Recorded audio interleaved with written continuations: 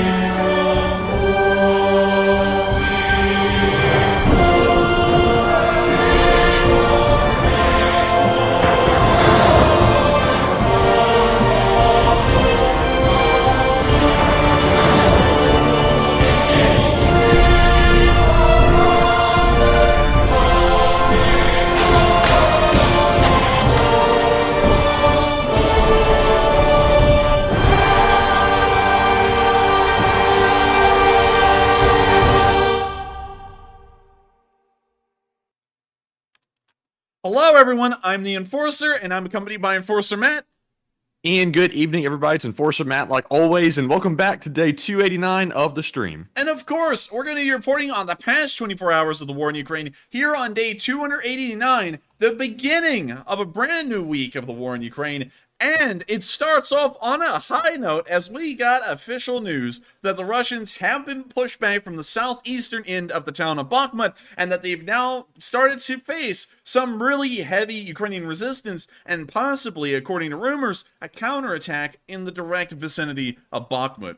Moving on into the Frontline report real quick so that way we can explain what's happened over the past 24 hours. It has been fairly decent news. And if we go back from the 7th to today, there are two important things we can take from the Bakhmut area. First, I guess you could say the push that had taken place over the southeastern field near Bakhmut, that it actually made it to the small lake and into the suburbs of the southeastern end of the town, has disappeared, and they have now been pushed back halfway across the field and have taken somewhat low casualties. Actually, it appears that they may have faced some kind of a shock and awe, something similar with a barrage, which forced them to retreat, or they got into such close proximity fighting with the Ukrainians that they've had to pull back so that way they didn't get caught up in fratricide, getting the Russian soldiers mixed up with other Ukrainian soldiers. On top of that, we also saw that the Russians in this area have been able to move another 200 yards forward, and now they control the tail of the chicken tender, and now they are fighting with the Ukrainians directly for who will actually control the larger part of that hill and who will be able to control the highways to the north of Bakhmut and leading right into its center.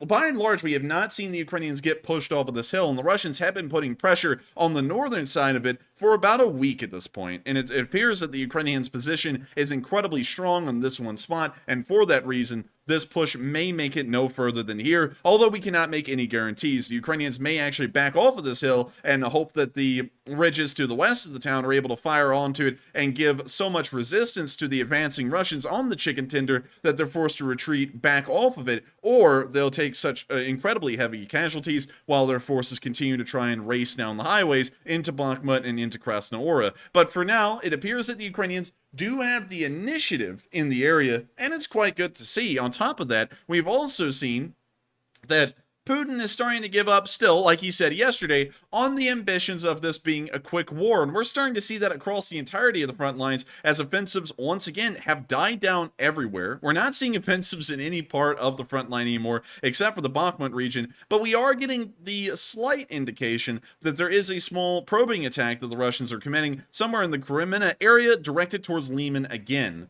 Will they cover ground that they already had before? Probably not. And considering that the war is entering a protracted phase, most likely to try and conserve manpower that they no longer have to expend, I don't believe that this offensive will be large in its aims or reach, and even large in the terms of forces that are being added to it, but still, nonetheless, it will be something we'll be keeping an eye on, and if it does develop into a further situation, we'll have to just wait and see. The Russians are pretty much at the very edge of where their front line can be. If they're pushed back any further, they'll now be in the town of Svatove, right on the bottom of a massive fall line, pretty much along the entirety of eastern Ukraine, where the Ukrainians will have a dominating position over them and be able to fire at Russian infantry and armored units for miles into the distance. So, of course, that may be the reason why the Russians are pushing in this area, is trying to give the area of Kreminna a little bit of extra breathing room, maybe just a stall tactic to prepare defensive positions around the town, so that way they can then fall back and prepare the defenses then. But we're not entirely sure, and we'll just have to wait a little bit while to see. But still, in the Bakhmut area, we do have a couple of video segments to show from the northernmost part of the front line near Soledar and all the way down towards Kharkiv that have shown that the fight is largely taking a direction towards Ukraine's initiative instead of the Russian initiative in this part of the battle. And so let's take a look around the area of Bilorivka and see that the TikTok army is back at it again. We never thought that we'd see Don back at the front lines, Don, but he is back at Don. We're going to smell like a ham sandwich at dawn, and film our video at dawn. We can hear the artillery fire coming in on them.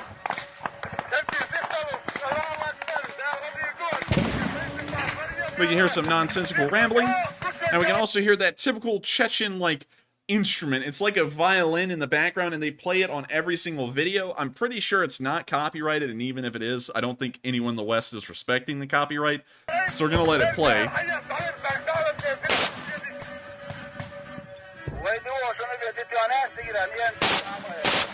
You now see him firing into the distance. The Chechen violin music is now getting even louder.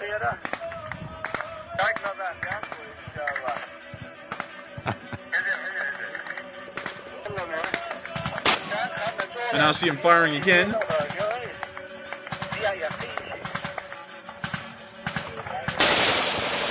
Uh-oh, uh-oh.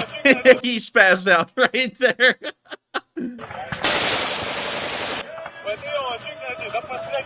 Oh, man. The TikTok army always provides the best quality content. I have a feeling the tree's gonna die today. I have a feeling that tree's about to get targeted. It's looking a lot like a Ukrainian soldier. The music is just getting louder and louder in the background.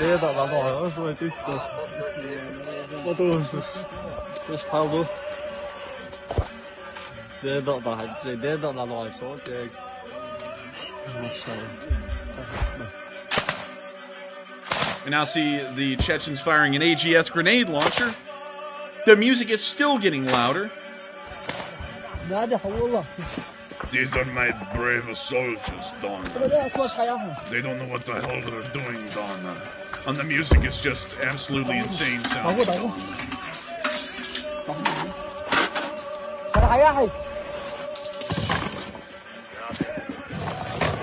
If I had to listen to this music daily, I would have lost my mind about several years ago.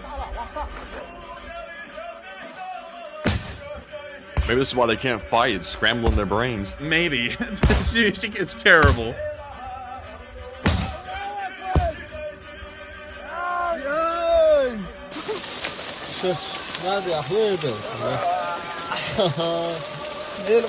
You now see it's raining outside.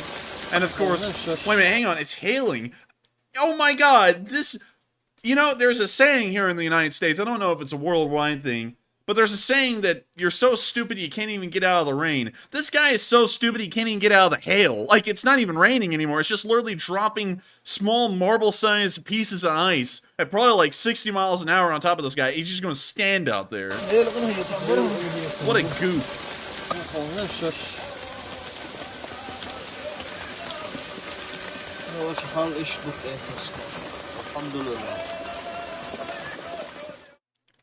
That's the end of that video, and I wanted to let y'all know that the Kadyrovite Chechens are still on the front lines and still fighting, but I feel like that music has completely thrown me off for the Rest of the night, Don. I'm going to be talking like this for the rest of the night, Don. I'm just kidding, I'm not. That's actually very annoying to me. And so with that, we're now going to be moving on from the TikTok army, making its rare spotting or sighting on the front lines again, and we're now going to be taking a look at the Ukrainian Special Forces operating in the Donbass area.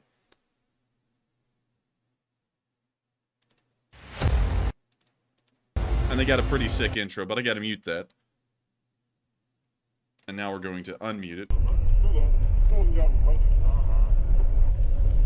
This is their favorite place.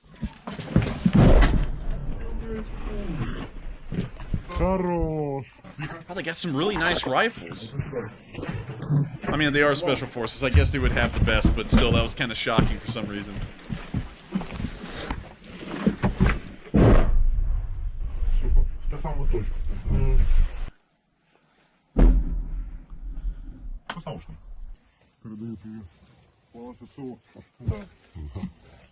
Под градами, конечно, сало. Все.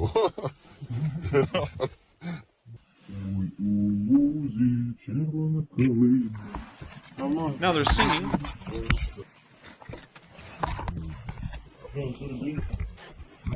The Ukrainian soldiers are now climbing out of the dugout. You now see them launching a drone. Ми спочатку дивимось, потім думаємо, потім робимо.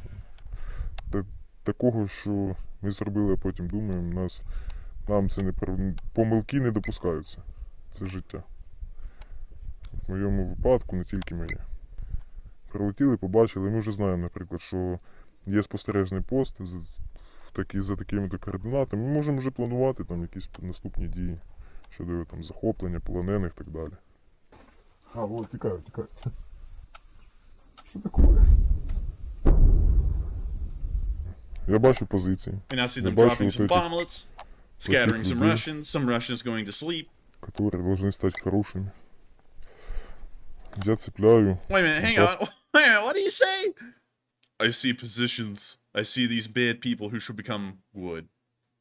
Dang. Was that like the like a only good snake is a dead snake I analogy? think so. Слушай, It's kind of like, it's like Operator Starsky saying, you know, only good Russian is a dead Russian. That's kind of like the exact same thing, just worded different. я цепляю МКшну гранату і лечу до них. Передаю мої привітання. Conveying greetings from the entire Ukrainian people. Бігом, бігом, бігом. Ого.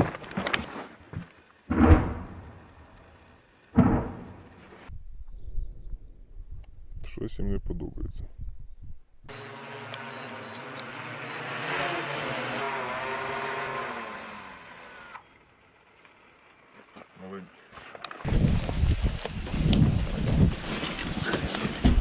Привет, у нас все нормально. Ну тут він уже типа не бачить. And there's a destroyed armored car, a Russian armored car. Wait a minute, what? Okay, so they're driving the car down a road, just to fill y'all in, because it's not really clear what's happening here. And there's a Russian tank in the distance, and they're like, the tank doesn't see us. And then what they heard, that little boom sound where the subtitle said, tank shoots, that was the Russian tank shooting at them, and it missed. And so their response was, we need to drive faster. That was it. So they started driving a little bit faster. Жартувалися, я поки що на вашому місці не сміявся. Да, понятное дело. Рядышком, видишь? Наблюдал за нами, так, когда мы ехали. And with that, that's the end of the video. Of course, credits to the Ukrainian Special Forces for providing us a look at the kind of reconnaissance they're pulling off, and also some harassing strategies that they're using with the drone bombers, but still pretty wild to see that during their, I guess you could say, evacuation of the area, they got fired at from a tank, and they knew it was there. They were driving right in front of it, and they're like, oh yeah, there's a tank over there. And then it shoots them, and they're like, oh, let's drive a little bit fast. That's actually pretty crazy, pretty insane to think that that's how little they care, and also, I guess, how many times they've run into a Russian tank that's never really hit them, and they're just like, whatever, we'll just drive a little bit faster, that ought to get rid of the problem. And so with that, we're now moving on into the next clip. This one's actually from the Soledar area, where we saw that the Ukrainians were hitting the Russians with some 120mm artillery, most likely mortar fire, in the area. And so with that, here's the video. And it's got some Wii Sports music playing over it, but we're going to mute that. And we can now see the artillery landing on top of them. You see some Russians in, like, what's pretty much a ravine. And we now see the artillery shell landing right in the ravine. Fun times for the Russians. They're having a vacation. Remember that, everyone. It's a fun time for them.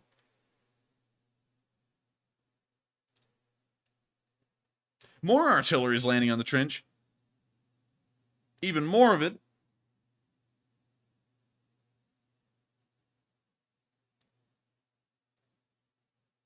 Also, Matthew, make sure to clip BSG Wolf's question that just popped up in the live chat about the F-16 and the Gripen, because I would love to answer that one a little bit later. You got you. That was a good Is that one. BSG Wolf? Yeah, he put in a really good one. And so with that, we're now going to be moving on from this clip and on to the next, but it is good to see that the Ukrainians are taking advantage of the Russians putting themselves in pretty much dead-end zones like that ravine and slamming them with artillery while they have the chance. A lot of casualties were had here, and of course these casualties help to weaken these units and make sure that they are a little bit easier to run over whenever the Ukrainians conduct another offensive. We're now going to be moving on into the next bit of news in the Bakhmut area, where we saw that some Ukrainian soldiers were handing out, of course in the goodwill nature that they have, more aid to the citizens who were still left inside of Bakhmut while the battle rages just on the outskirts of town. And so here's the video of them handing around some sweets and toys to the kids of Bakhmut that are still there. And I'll have to mute the video's audio because it's playing some copyrighted music. It's surely copyrighted.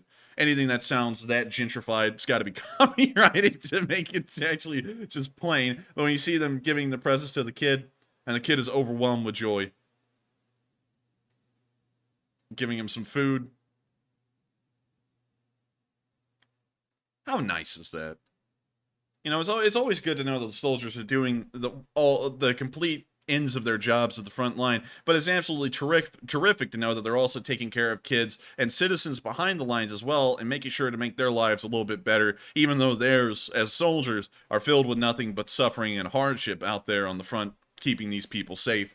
And so with that, that's the end of that video, but I thought it was incredibly touching and very sweet to show, and I thought it was worthwhile. If y'all thought it was worthwhile, let me know. And so that we're now going to be moving on from the Bakhmut area, and we're now going to be moving down a little bit further south to the Zaitsevo area. I guess you could say near the killing field. We'll call this area in the southwest the southeast, just north of the southeastern hill, the killing field, because apparently it must be for the Russians to be retreating. And we can see here that the Ukrainians were also using a Mark 19 on them somewhere in the area, and I'm supposing firing into the killing field. And so, here's the video.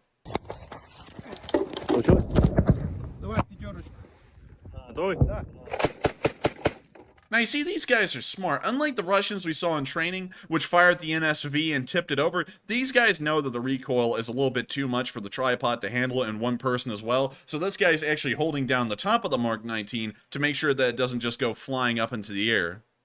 Oh, they smart. They smart. These are the kind of smarts you get when you're not Russian. And some guy's really getting a kick out of this in the background. He's like, "Wah!" But anyways, that's the end of the video. And it's nice to see that they're still using these Mark 19s pretty effectively and also intelligently. It's good to know that they're exercising some common sense while using these things. With that, we're now going to be moving on down a little bit further south and onto the southwestern hill, where we saw some Russian tanks cooking off after moving into the wide open, being hit by some Ukrainian anti-tank guided missile fire. And so here's the video. We can actually see two Russian T-80 BVs right here in this one spot, and as the camera zooms out, we'll actually see that they're in a pretty sizable emplacement. We can actually see even more T-80 BVs down here to the left side of the screen. From what we get from actual numbers, these may be rare tanks at this point that the Russians cannot afford to lose, and yet we're going to watch them lose about 2 or 4 of them here in this clip. Well, you see that one smoking and burning. We can see that one as well. So 2 tanks have been knocked out. This one has certainly been destroyed completely. And it appears that a 3rd tank is also on fire. Correction, that 3rd tank actually blew up. I don't know if y'all saw that, but I think that shows that that tank will be gone for good. So, all in all, 3 tanks destroyed. 3 out of 4. A pretty good ratio. Also, we had a little turret toss. Let's see if we can see that one fly. Whoa, dang, that one went so high up we couldn't even see it on screen. So the explosion happened. Let's see it from the beginning again. I didn't get to see it. Alright, so I'll go back to here. Here's the tank right there. That's the turret. So you're seeing the fire coming out of the cupolas on top of the turret right there. And so it explodes.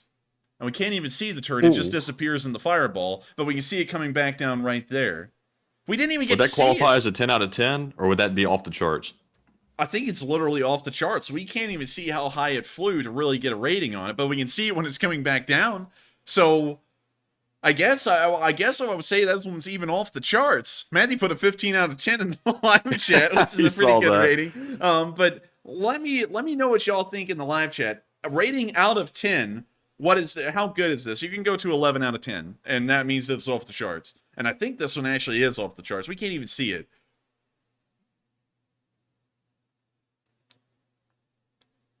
We now see the tank turretless. Is that even a tank if it's without a turret? It's just a former shell of itself.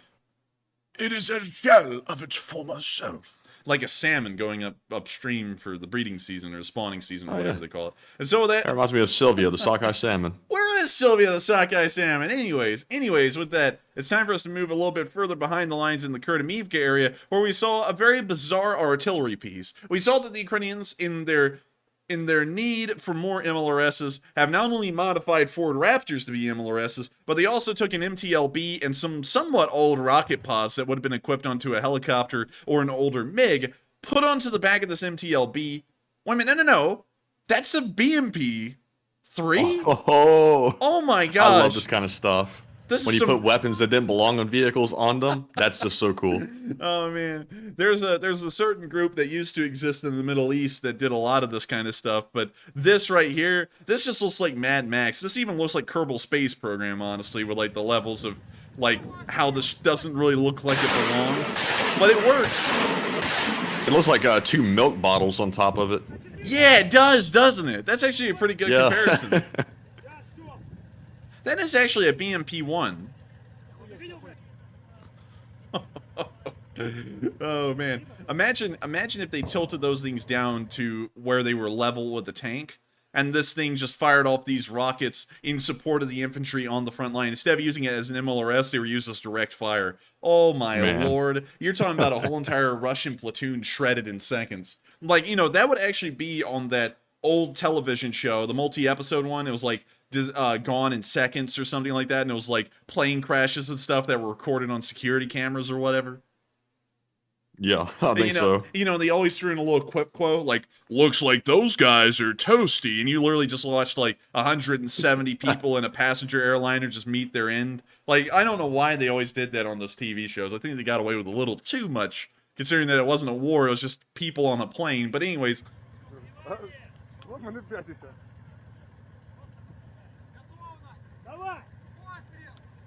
Firing it again.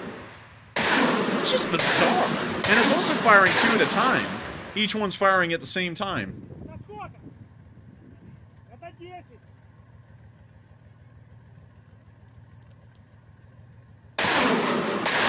Firing again.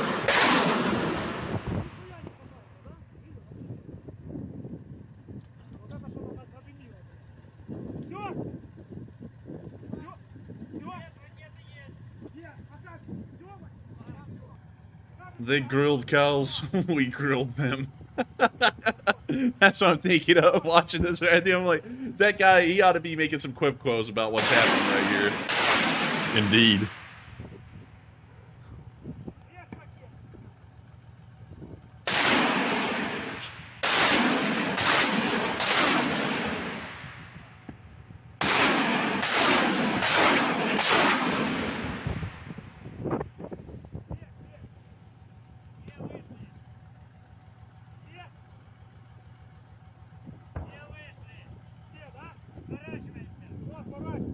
We now see that they're done firing off this heavily improvised MLRS.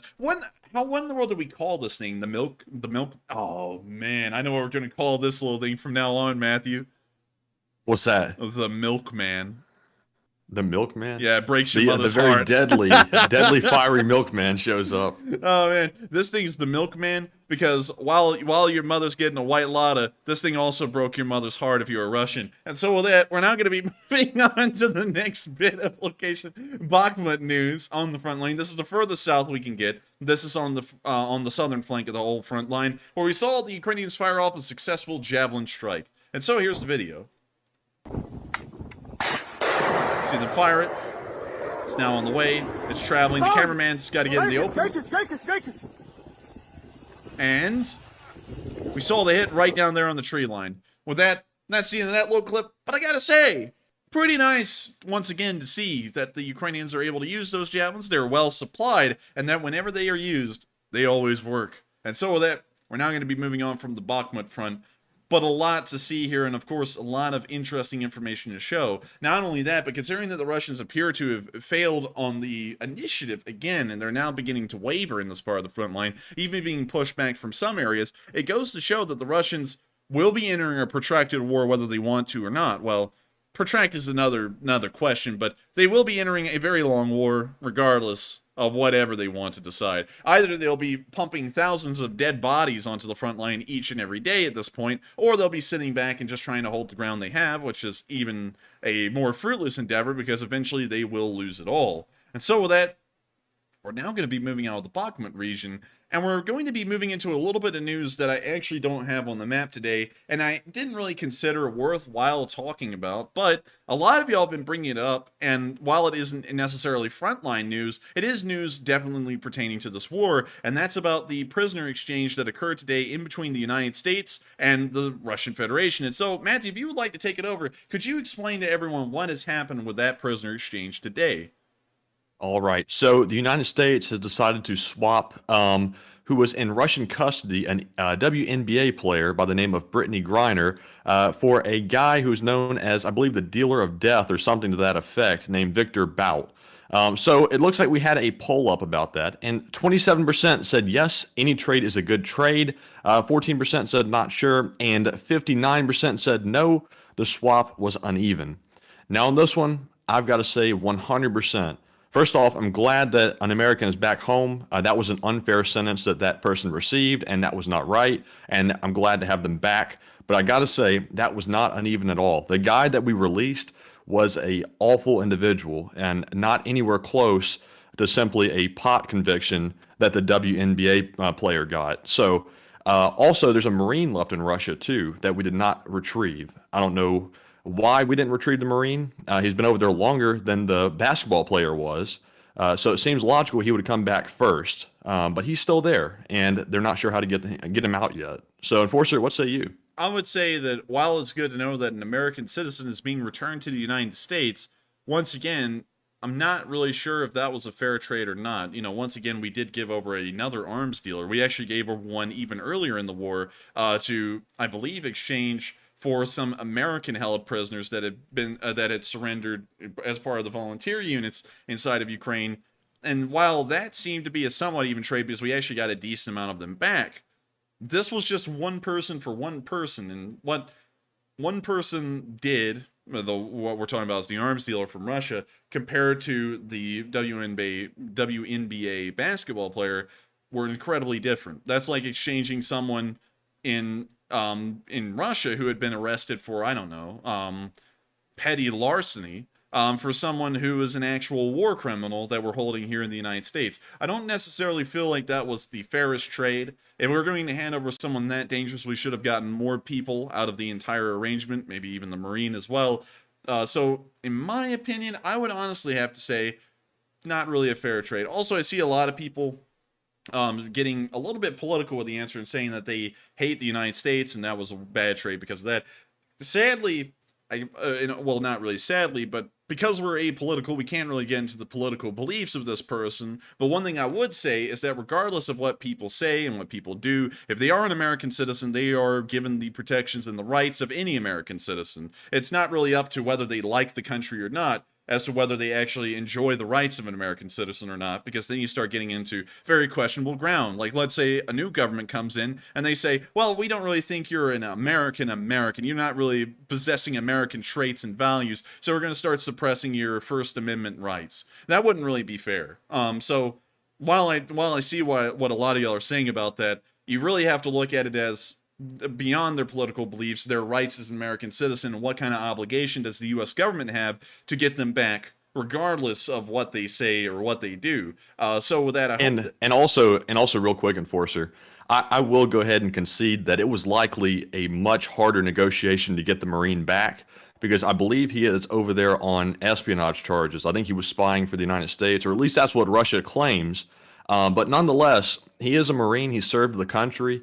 And he's done something that very few people are willing to do, which is to go into the Marines. So he's overseas, he's locked up, and it seems like if I was him, I'd be feeling a little bit forgotten about at this point. So we don't need to be quiet. We need to make sure that Paul Whelan's name doesn't get forgotten, because we've left an American soldier over there, and he needs to come back home very soon.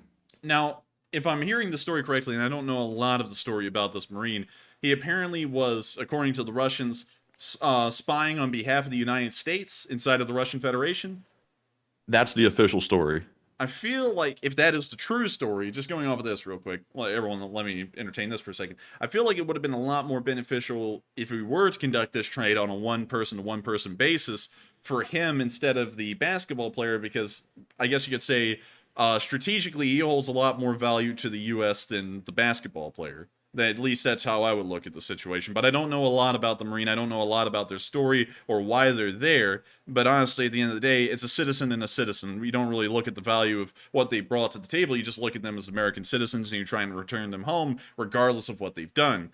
So with that, I hope that does address that fairly well. And it looks like the poll actually had some very unanimous results that the swap was uneven. And I would have to agree with the large majority of y'all. I feel like it was. If we were to trade such a dangerous person, we should have gotten even more Americans out of Russian prisons, as many as we could have, without completely, I guess you could say, making the entire agreement collapse, or we shouldn't have gone into it in the first place. And so with that, I hope that addresses that poll fairly well. And do we have anything else, Matthew? That was the only poll that we put up thus far. Would you like to go ahead and address some of our questions? Yeah, that would be actually pretty good. All right. So with The that way being I answered said, that was so stupid. that I was was very like, casual. "No, that would be actually really good. Yeah, sure." But anyways, let's get to the questions. all right. So the first super chat that we have is from Gary Robbins, who's been around for a super long time. And Gary puts in a $50 donation, which is very generous of him. He says, Slava Ukraine, and please give my question to someone else. And thank you so much for the support, Gary Robbins, and also Slava Ukraini. And we will make sure to answer a question from the live chat. And thank you so much for helping this channel to keep on running, so that way we can keep on covering this news and keep on keeping support in, I guess you could say, high for Ukraine. Also, just in case you all didn't know, I'm going to hype this one up a little bit early because we already know what we're doing this Sunday. UNHCR right now is actually doubling every single dollar that they get for, I believe, the next week. That includes this upcoming Sunday. So we're going to be running a fundraiser for UNHCR this Sunday, and every single dollar y'all put in, UNHCR is doubling. So if you put in $100, they're going to add another $100 to it. So that's why we're running this fundraiser. A lot of people have many great requests. I've been getting loads of them on my Discord DMs, but for the reason that this will provide as much support to Ukraine as possible, because it's literally being doubled, we're going to be running a fundraiser for UNHCR. So spread the word, let everyone know, get everyone on this Sunday, and make sure that they support as much as possible, because if we raised,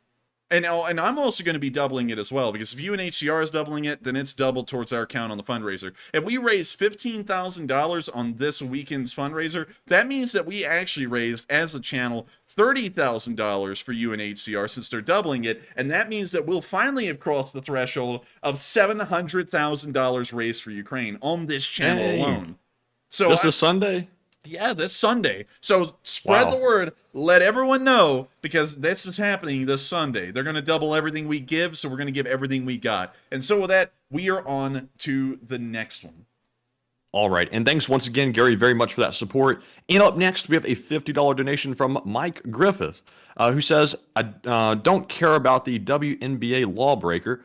Whelan should be home. Thanks for what you do, and Slava Ukraine. And real quick, because I see a ton of people saying this in the chat, the sentence that Brittany Griner got in Russia was not proportionate to the crime that was committed.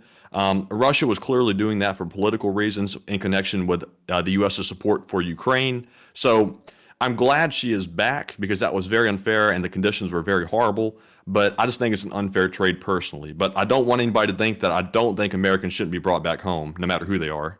And also, another thing I would like to say is that we don't get political on this channel. I see a lot of people saying political statements about the person that we brought back. The thing is that one thing I have to say is that, putting all emotions aside, we have to treat every single American citizen, even if they are committing crimes abroad or not, as an American citizen. We owe every single person born in this country, whether they love it, hate it, or not, the rights that every single citizen gets. A citizen is a citizen. You cannot remove that right from him. You can't look at each one differently. I believe that we should have certainly gotten the Marine Wheeler back as well. I feel like we've kind of given him the short end of the stick, or roughshot at the fella, considering that he hasn't been received during the exchange that we're currently partaking in. And also, to go through a couple of other things to explain what I'm talking about, this is why I'm thinking this. If you look at, for example, what happened in Benghazi a while ago with the embassy being overrun and the ambassador being dragged through the streets until he died there, we owed the embassy staff there as much protection as any American abroad. Americans in the United States as a whole owes a lot to the citizenry. The country is made up of the citizenry. The government is the citizenry. You know, that's why the Constitution says we the people. The government in the United States as a whole is not a separate entity.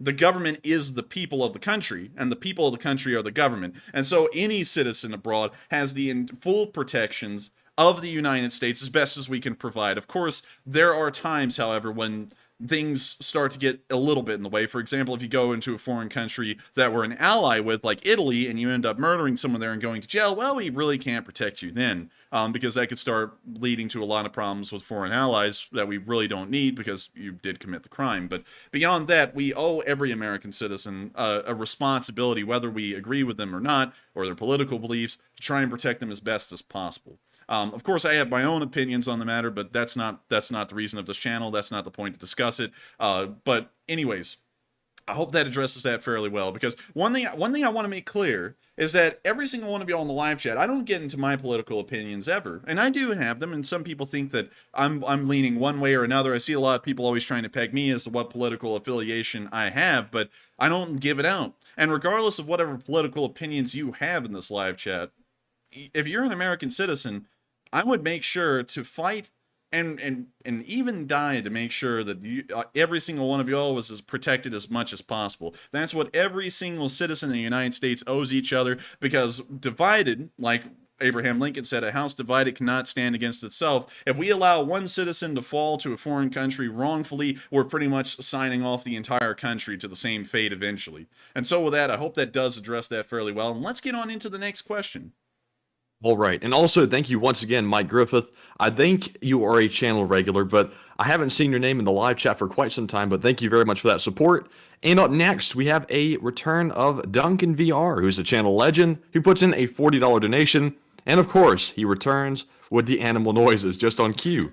Duncan says, Bamuba, Putler accidentally said Slav Ukraine in front of his generals. Oink, General Igor got upset. Bob Meow, he took out his machete, Wooth, and chopped off Putin's something, Meow. And Matthew likes to say Baba.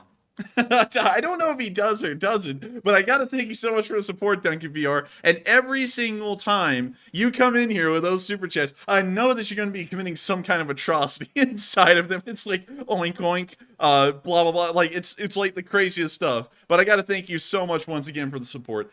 It helps out this channel a great deal. It helps us to keep running, and also those are incredibly fun to watch, I gotta say. But thank you so much once again for the support. I hope that does address the comment fairly well. And with that, we are on to the final one of this segment before we move into the location unknowns. All right, and the final one goes to Jose Diaz, another channel legend, who puts in a $20 donation and says, greetings from Arecibo, Puerto Rico, and thanks to the LSA Enforcer and Enforcer Matt for the great work and effort to make Ukraine free. Gloria Ukrainia. And thank you so much for the support, and thank you for enjoying what we do. We try our best to support Ukraine as much as we can. We've run, I believe, 38. I would have to go back and count. I believe it's 38 or 39 Sunday fundraisers, and I think that it's absolutely fantastic that we've been able to reach our fundraising goals every single time. It's terrific. No other channel has been able to do that, I don't think, in the face of YouTube. And you know, there's other channels out there. There's a really big one that actually has, I think at this point, like 112 million subscribers. We can't say their name because for some reason we always run into stream continuity issues afterwards. Don't know why, but that guy has also sent, from what we know, millions in support to Ukraine in aid.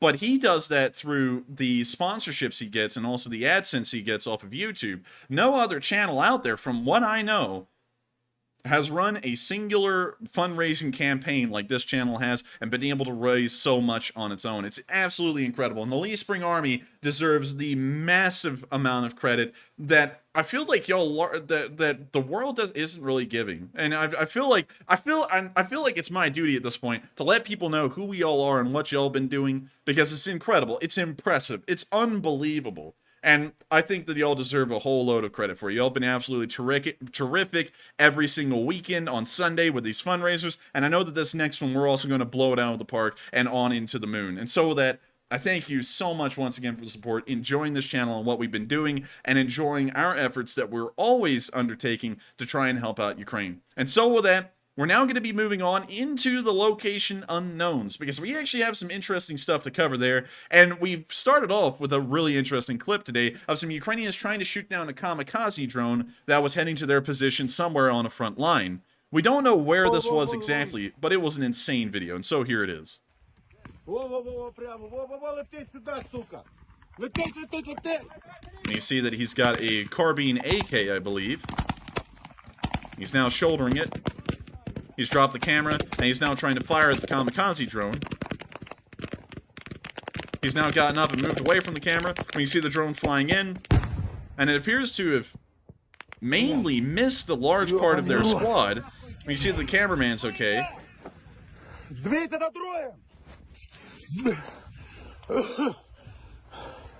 But it does sound to have hit close.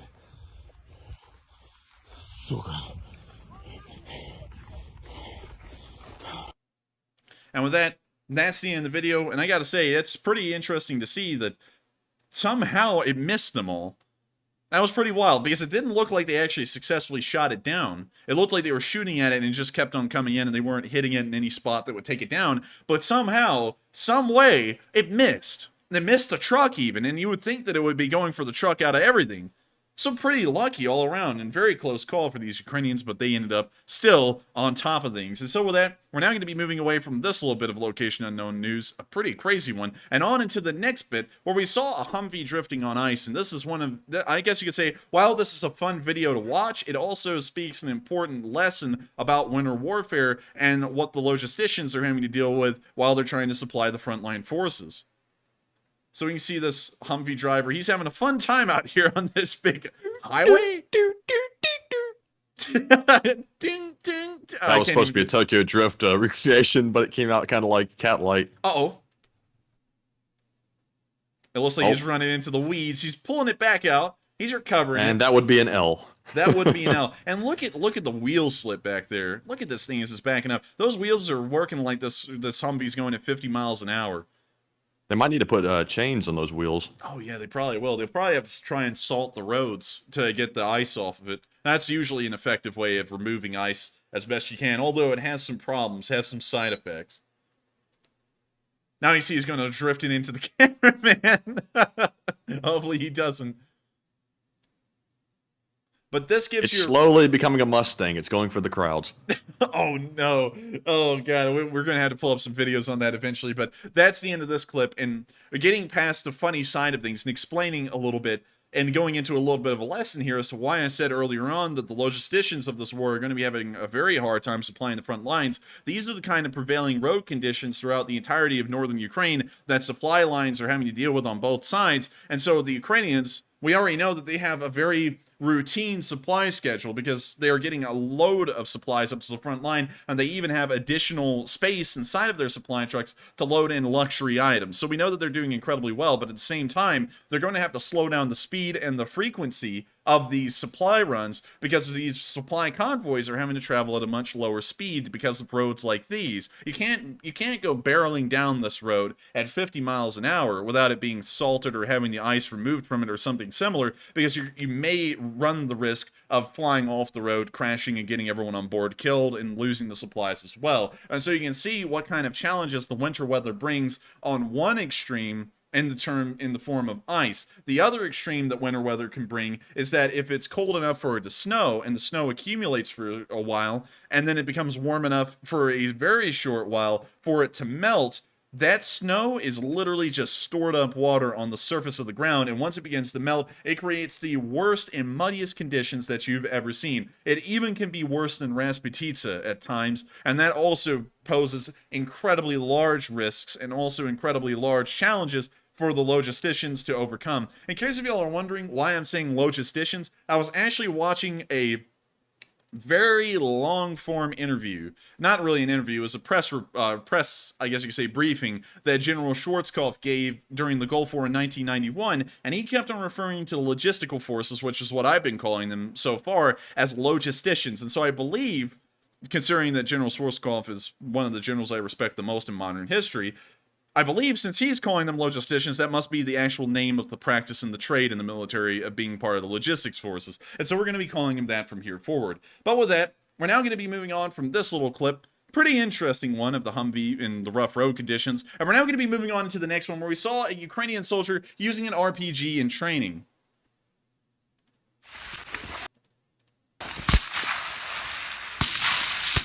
We can also see that this training ground is on a railroad track, and we can now see him obliterating the paper target in front of him. Actually, there was no paper target there, but let's watch him obliterate that hillside again with this thing.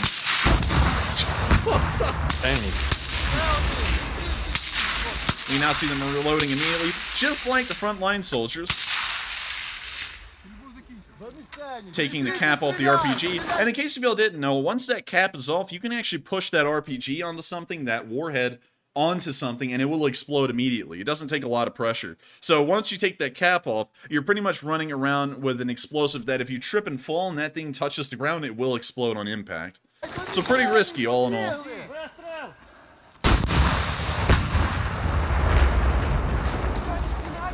I think he's got it down pat. I think he's got the hang of it. Yeah. And also, I love this one.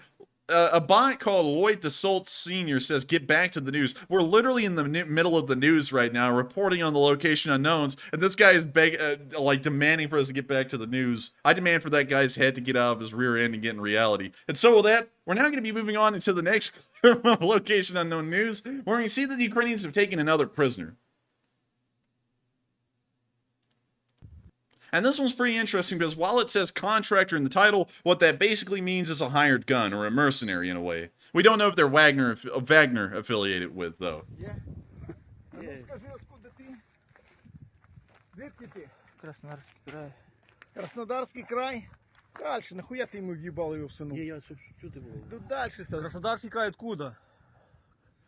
Станица Новощербиновск, Щербиновский район. Дальше сними дальше, что ты? Что ты будешь? Що тут робиш? Хуйня дальше сними, щоб було Я не видно. видно, я пришел. Та й на, щоб було видно. А? Нет. Пришел по контракту? А що сюди прийшов? А скільки тобі років?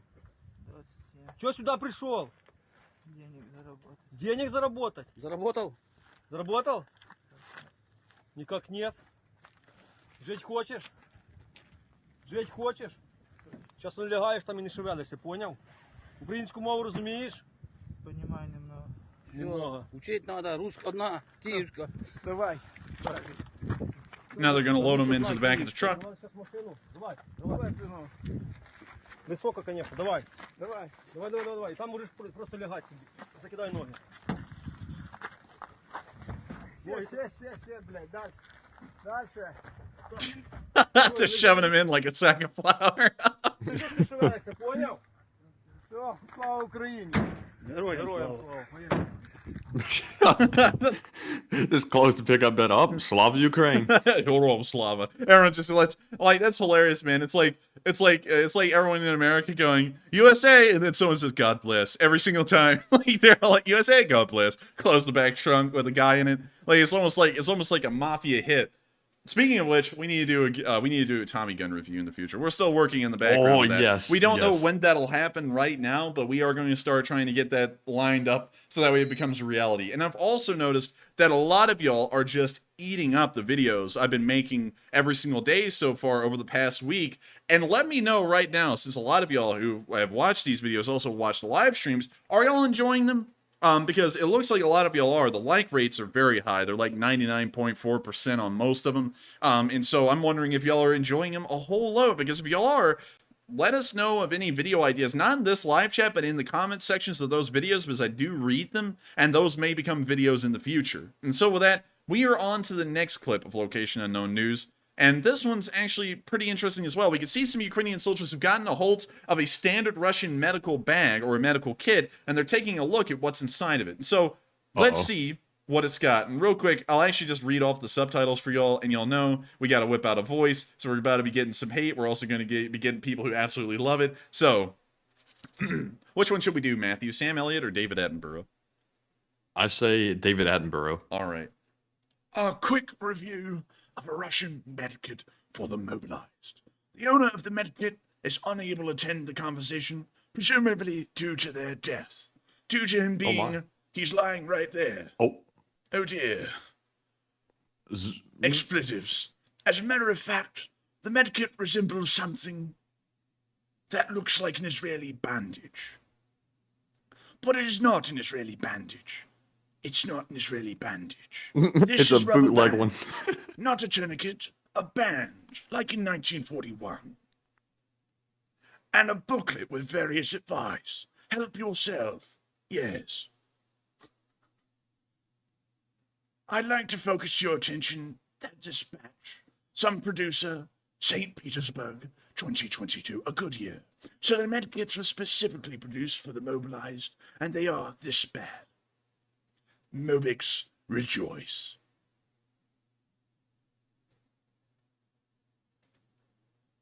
And that's the end So of the wait a video. minute. They just have a bootleg Israeli bandage, an elastic tourniquet, a guide, and that was it? That's it. That's all they get. That's a Russian medical kit. What, no gauze or anything? Nope, no gauze, no hemostatic bandages, nothing like that. It's just it's even the older patterns of bandages that people used to use decades ago. That's how Dang, that's pretty bad. And that also shows you another thing, and I've been saying this for a while, and this is on a small scale, but you can scale this up completely across the entirety of Russia. They can't even produce a simple modern bandage. That's how lacking the Russian industrial sector is. They can't produce anything like it. They can't produce anything as simple as that. So scale that up a little bit more, and imagine them trying to build brand new Su-30s or Su-27s or Tu-160s. It's practically impossible for them. They can't even make a simple piece of cloth in a usable modern form. And that's what we're dealing with at this point. And that's why I don't consider the Russians to be even a viable power anymore, because that's how far behind they are. And so with that, we're now going to be moving on from that little clip. Very interesting. Also really interesting to see that they did a review on the medkit that apparently did not help out that Russian over there in the corner, which is very telling of that medkit, apparently. It has a user review, and it must be a 1-star, hence the guy over there. And so with that, we're now going to be moving on to the next clip of Location Unknown News, more so a report. It's the Russian losses, once again, on December 8th. Now, one thing that's interesting, and one thing that's also indicative of the Russians conducting less activities in the Bakhmut region, and also, once again, entering this quote-unquote protracted war, is that the Russian losses in terms of killed has decreased significantly by about 200, down to 340 soldiers killed today, bringing the total up above 93,000.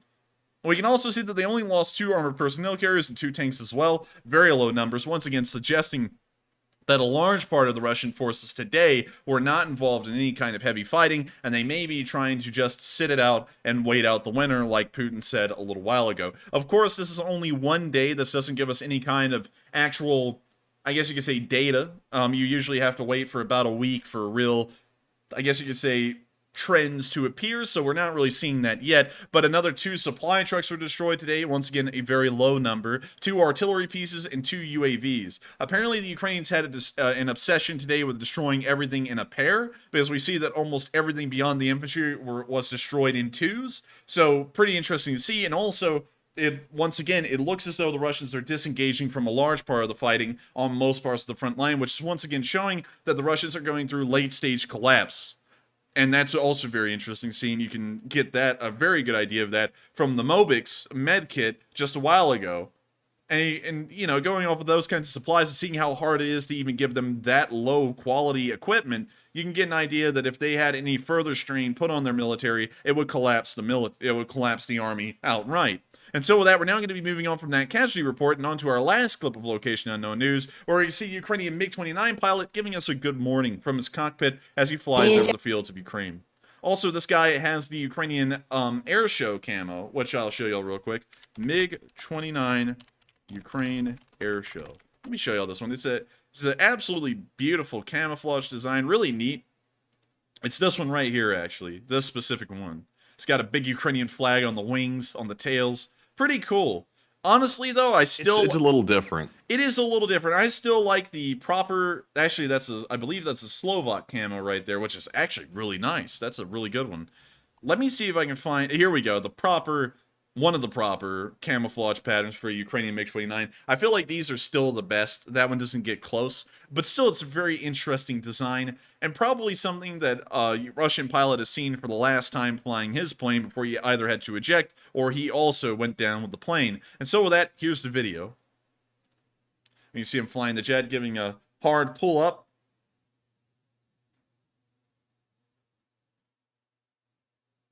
Man, that must be fun. You know, just watching this guy do this giant loop, flying through the clouds. Man, what fun that's got to be.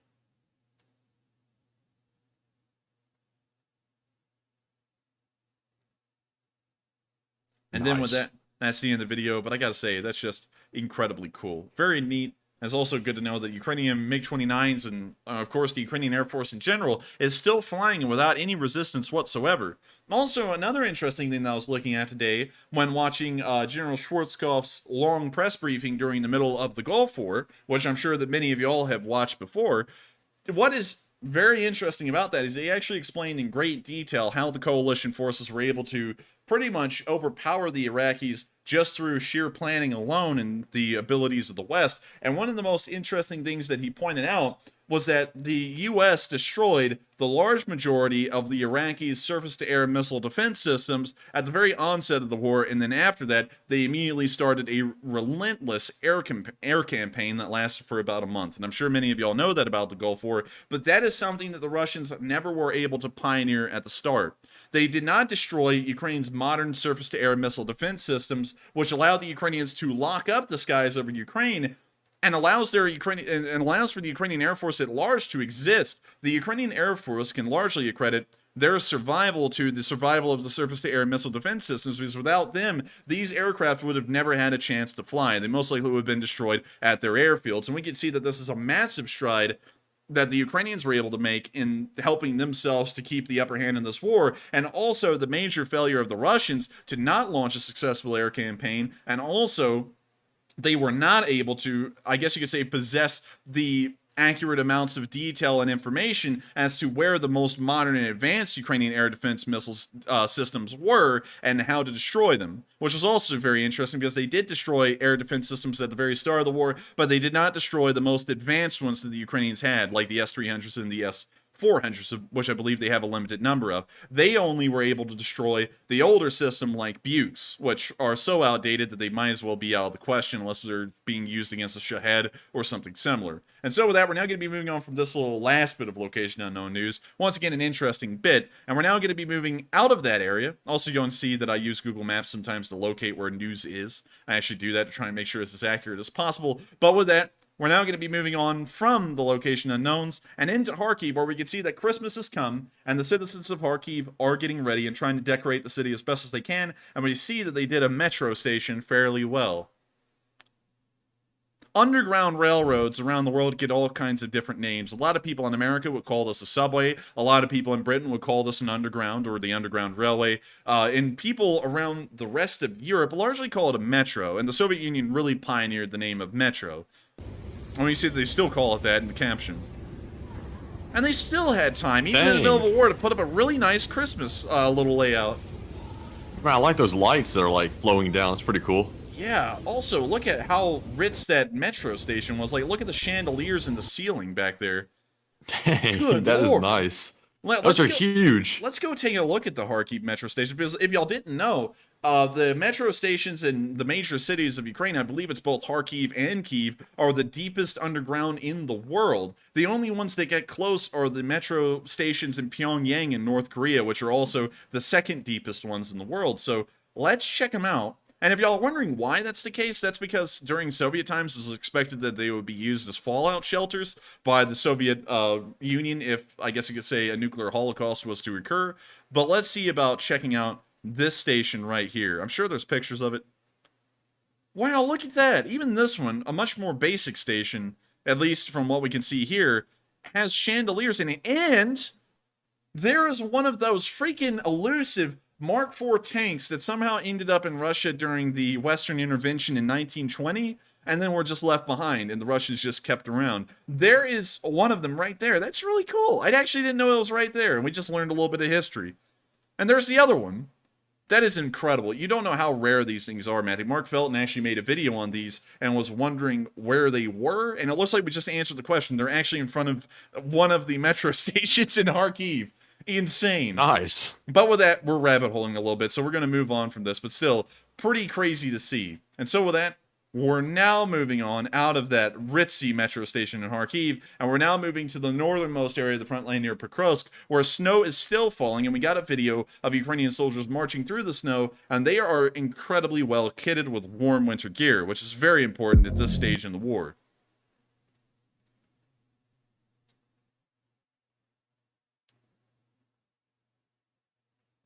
We can see them trekking along in the snow, dashing through the snow, and also wearing very warm gear, very thick padded gear as well. And it appears that this camo pattern is a normal woodland one, although it's very light in its color.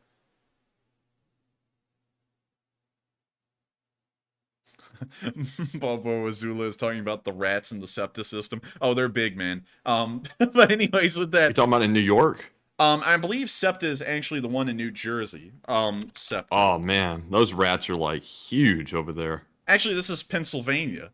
I believe that New Jersey. The rats are there. Are the rats big there too? I think they are along the entirety of the northeastern corridor. It's horrendous, especially New York. Like, let me just type this in. I know this is a bit of a rabbit hole, but I know that this is going to get a lot of people like in disbelief. Here's a New York City rat. There's millions of them, but they get incredibly large. I'm trying to find a picture of them. Also, we can see the biggest rat right here. What the hell is that? Is that a pizza blanket or something? I think that's a pizza blanket. I don't understand what it is, but you're not rabbit holing a little bit too much about it. But yeah, rats are a big deal in New York, especially in the subway stations. There's way too many of them, and some of them get incredibly large and are a danger to the public. But anyways, with that, we're now going to be moving on from that little video of the Ukrainian soldiers in their winter gear in the northern area, and we're now going to be moving back in time to the area around Izyum when the Ukrainians were pushing in on the city and the time for the Russian defenders was running out. We actually saw that a rear guard force at the time in Izyum, now becoming a barrier force on the northern end of the Izyum front line, was receiving some very heavy fire from the Ukrainians, and it looked like it was getting very rough for them near the end as they received some mortar fire as well that was right on their position. They also ran over an anti-personnel mine as well, which didn't make anything better. And so here's the video. We can hear them playing the music over it, so let me see if that gets any louder. It does. But right there, you can hear how close the firefight was to them. The bullets were bouncing right off the ground in front of them, and we can see that the Russian unit, while it originally started the firefight in this position, they were retreating due to the heavy fire. We now see this soldier getting up and running down the tree line.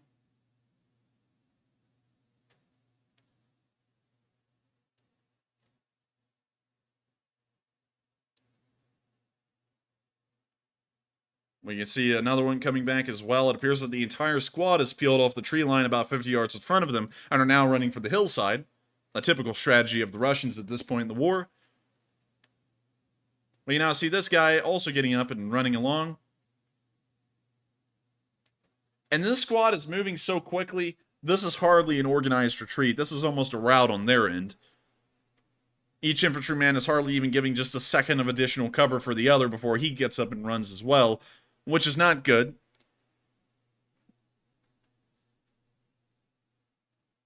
Also, Anonymous, yes, the leaves are still in the tree. This is an older video from the area of Izyum when the Balaklia breakthrough occurred, and we never saw this before, but this does give us a really good idea of what they were facing at the time. Music's still going on, so sadly I can't really play the video audio for y'all that well. We now see that the Russians are moving back up again, kind of odd.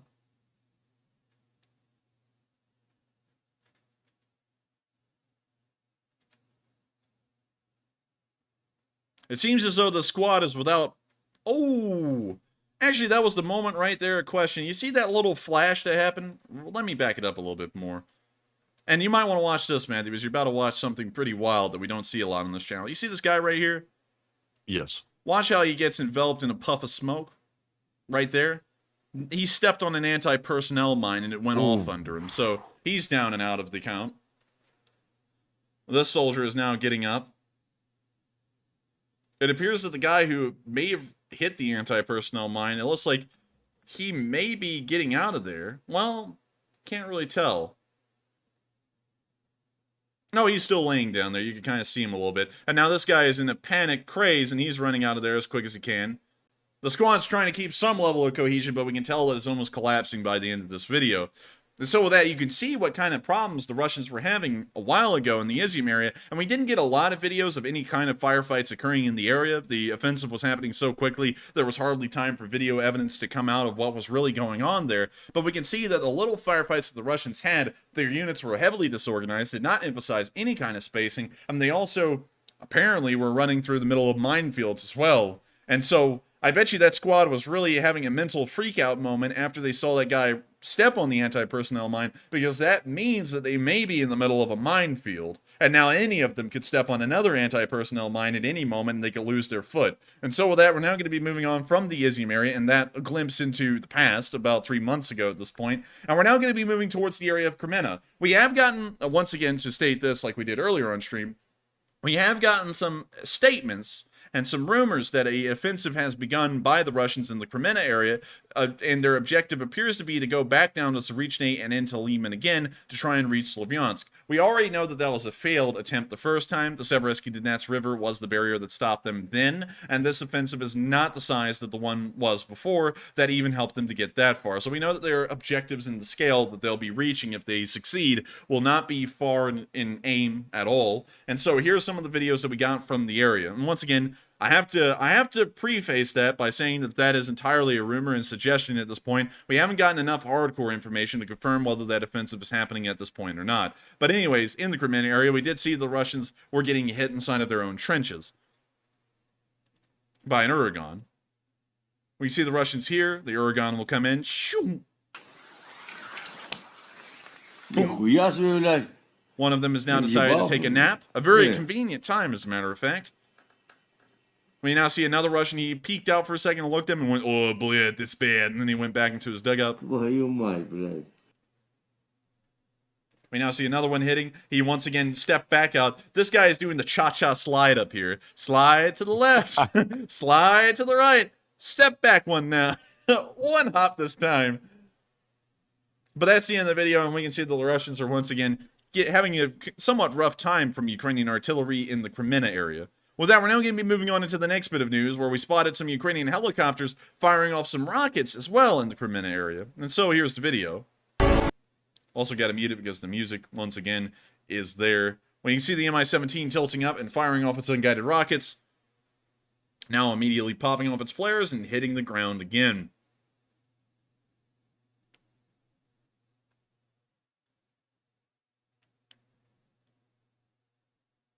You now see the second one coming up and also firing off its rockets. And this guy is laying it in heavy with the flares. How many flares do they carry? I think an Mi-17 carries a couple of hundred flares, but I can't really say that for certain. It may vary from Mi-17 to Mi-17. A modern aircraft, if I am correct, carries almost... I believe it carries hundreds of flares. I believe an aircraft like the F-16... practically, as far as one's concerned, carries an unlimited amount of flares. You know, I guess you could say usable, you know, because you're not going to sit there and use tens of thousands of them. So if you have somewhere close to 1,000 flares, that's practically an unlimited number for all intensive purposes. But with that, that's the end of that video. And once again, very interesting to see the Ukrainian helicopters showing the utmost level of discipline, although they're using a dated helicopter like the Mi-17 in an attack role, and once again shows the level of expertise and precision that a Ukrainian helicopter pilot has on the average. And so with that, we're now going to be moving out of the Kreminna area and towards the Vrikno-Kamyanka direction, where we saw the Ukrainian Special Forces in action again today on film.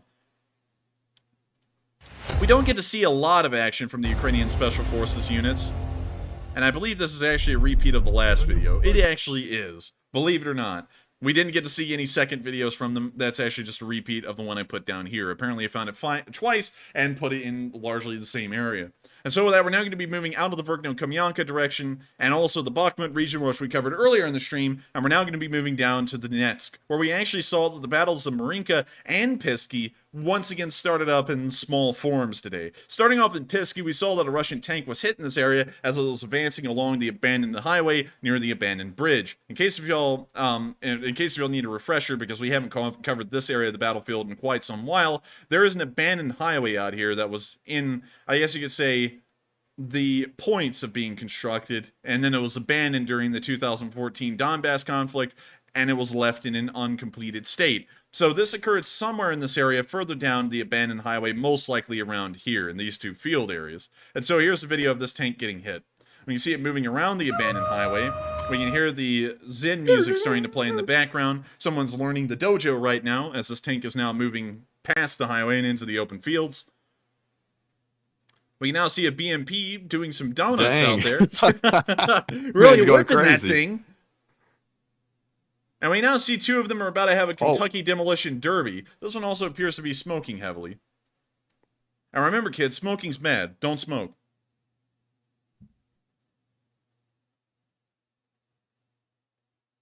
We now see this BMP passing the other. The other one's still letting out bad, I guess you could say, levels of smoke. Rolling coal, as they'd say in the... Oh! Ooh, that one's rolling... What in the world would we call that? Like white smoke. What in the world would that be? Rolling. It's rolling in a tub of its own feces. We'll say that. This one's just had it. The doors have blasted open. The survivors of the vehicle are running out of the back. We can see one even crawling. It's like a Charlie Chaplin show. Someone cue the piano. And we can see another one. This one, Smokey the Bear. He's traveling. It looks like he's now hit a depression in a trench. The tank's now stuck. We can see everyone bailing out of it. And this one also got hit.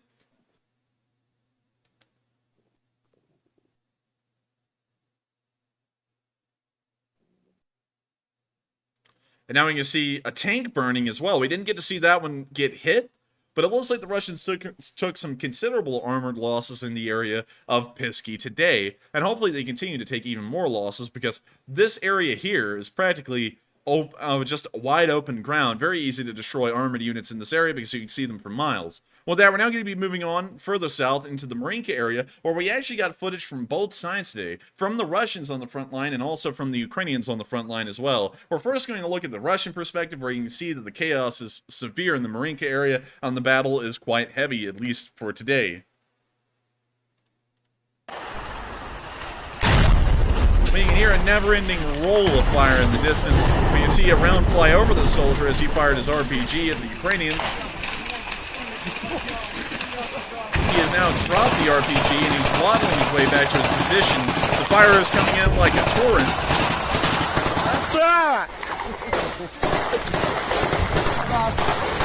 I mean, you see all these, I don't even know what to call them. What the hell are these? Reservists? Like, we got Mr. Chechen here. He's living in the first Chechen war of the 90s.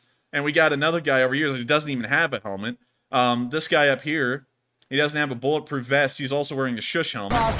That guy right there, he's also the same as this guy. Like, I don't even know what these units are anymore. And also, see, they have most of their crap sitting on top of this pile of bricks. So if they have to run away, all their crap's right there. The Ukrainians just have to walk up and grab it. See those guys just firing off their guns in the wide open. Very smart. I'll have you know that these guys are some of the best in the world, according to Russia. And that these are the best. What are these other guys doing? Just taking a time out? I guess so, and these guys are acting like it's some kind of a World War II movie where they're just in the open firing off their guns in a large group.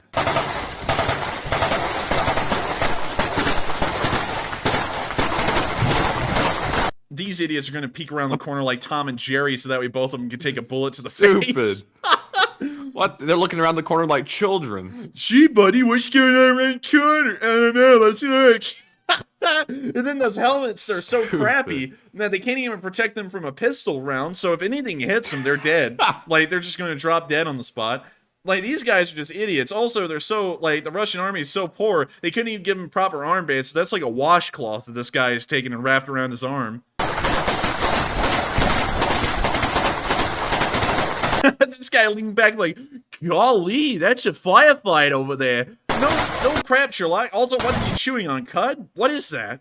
Also, I saw Kilo 19 say, I don't think anybody's shooting at them, and it might not be. I haven't seen a single return fire yet. No, I haven't either. But this is somewhere in the area of Marinka. We do know that for certain. So what if they're so stupid, Matthew, that they just know that the Ukrainians are in that direction out there somewhere, and they just start firing. They don't even know where they are. They just shoot into the town, and they're hoping that it hits one of them, and we don't hear any return fire at this instance because the Ukrainians are like a half-mile away from them, you know, and there's rounds whizzing over them every once in a while, but they never see these guys because they're pretty much indirectly firing at them. What if that's the case? Because this is in Marinka. Maybe that's why they're looking around the corner. They're like, who exactly is he firing at? There's nothing out there. Maybe. Look at them. They're looking at each other. Look at him. And he's like, sure, a firefight. Like, these people are idiots, man. Like, I watched them, and I'm filled with just utter disdain for how stupid they are. They just can't believe their eyes. They're looking out in the distance. There's nothing there, and they're like, there has to be something. And these guys are treating it like it's like the damn D-Day landings over here. They're acting like they're fighting the entire Ukrainian army with the amount of ammo they're shooting.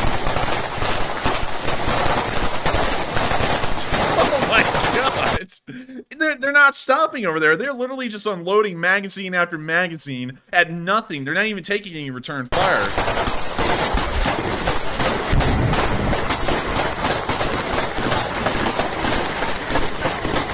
And all these guys are just in awe. They're literally just standing around like a sporting event, just watching a game. You know, there's not even anything to add.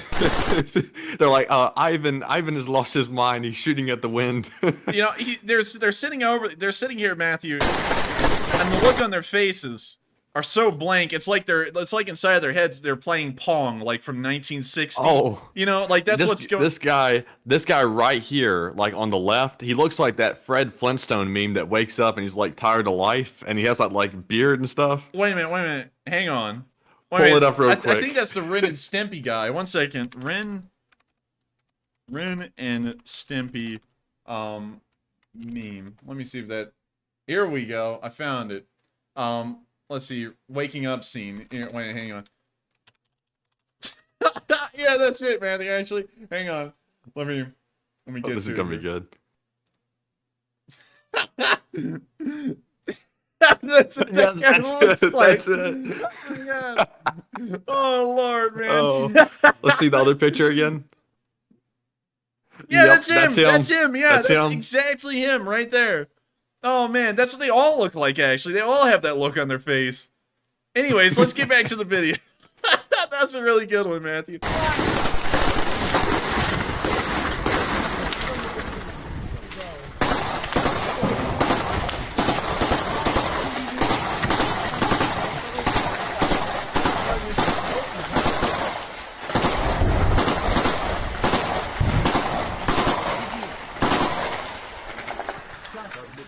Man, you can tell these guys are just embroiled in chaos over here, and nothing's even shooting back at them. You can tell they're so disorganized. They're like in arguments of where they're going. Like, come on, man, come on. Like they're so disorganized. And look at this guy. He's not even a part of their little squad. He's just come from over here, and now he's decided it's his turn to fire the AK. Mom said it's my turn to shoot at the Ukrainians.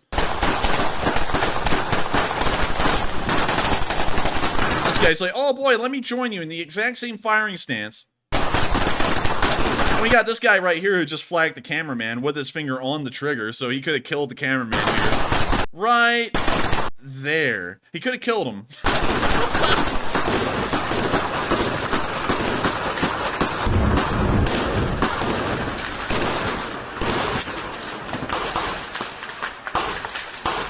Oh, I hear return fire. Uh-oh, somebody's got an RPG. Wow, look at that. I love this guy. I think this guy is going to kill more Russians than the Ukrainians will. Look at this. He's ready to fire. He's got his finger on the trigger and everything, like everyone does in the Russian army. And then he just aims it right at this guy's head.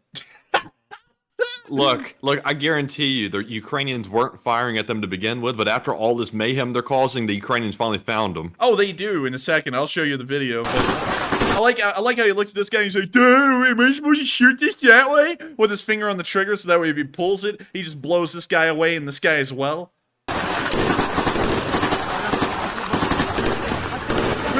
It's my turn to fire the RPG. So now he's gonna shoot him. It's taking him a little second to set it up. He was a little finicky there. You can see his hand was a little twitchy right there. Watch it. Backwards, forwards, backwards, forwards. And then the video cuts before we even watch him fire it. But anyways, that's the end of that clip. Once again, Russians emphasizing the maximum levels of stupidity in Marinka. Meanwhile, the Ukrainians don't fire at nothing. They fire at the Russians, and we can see a BMP greasing some of these Russians later on in the day. We can tell because the daylight's a little bit brighter. It looks like dawn when those guys were shooting. Now it's the middle of the day. We can also hear the techno music playing as these guys... It went well with the gun. You know what? I don't know if that's copyrighted, but that's funny. I don't know if we ought to play it or what. Because, you know, we get copyrighted after the stream, so it doesn't really affect us right now. But it will affect us later. We're going to play it. That was funny, so we're going to play that. Just remember, everyone, they're shooting at the Russians that we just saw a minute ago. Probably the same position that they were in earlier on. So just remember that while you hear this techno music and watch this BMP go full auto.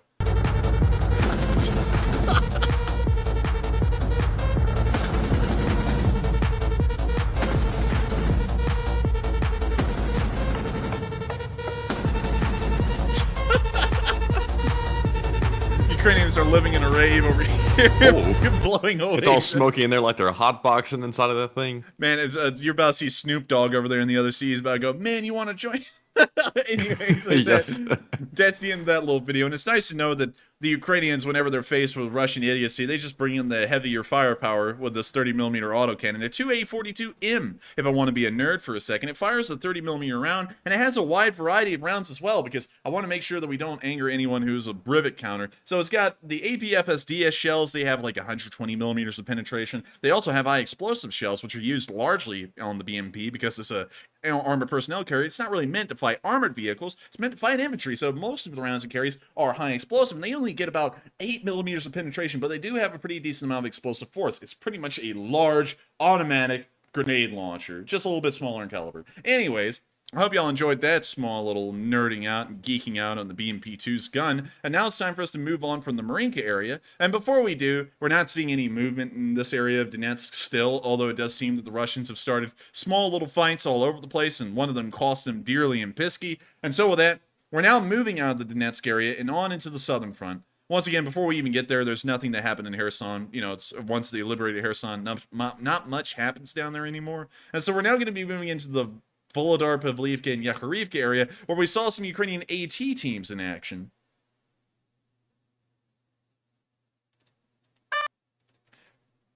And we're going to have to mute that. That's a Ukrainian patriotic song that I've wanted to play before on this channel, but it's copyrighted. But we can see the Russians here moving across an open road in the area. It starts off like a normal video. We're about to see him get blitzed. We all know that. Every video that starts like this may as well have a live leak logo on it. But you now see them moving across an open field. Once again, emphasizing the maximum levels of intelligence. We can see the first one's been hit. It's now on fire. The crew will bail, or they're dead, one or the other. We now see it fire in front of it, but it's too late now. When you see the tank in the rear is completely stopped, hundreds of yards behind the first one. The first one's now backing up. It's also letting out a smoke screen, but, you know, Russians being as smart as they are, they forget to take the wind into account. And so instead of the smoke screen going in front of the tank, the smoke screen is deployed from the engine, and it starts drifting towards the tank in the rear. So, once again, very smart. Very, very smart on the Russians' end. I love to know that they're so smart. Man. And we can also see a tank that we never even saw on film got destroyed back here. We don't even have to see them, yet they're already dead. We can now see that the first tank is still deploying its smoke screen. Apparently in panic, they forgot to turn it off. And it's just enveloping the entire column with smoke. So no one in the column now can see where any of the Ukrainians may be. And the Ukrainians have pretty much been given free range to fire back without even the chance of getting shot at.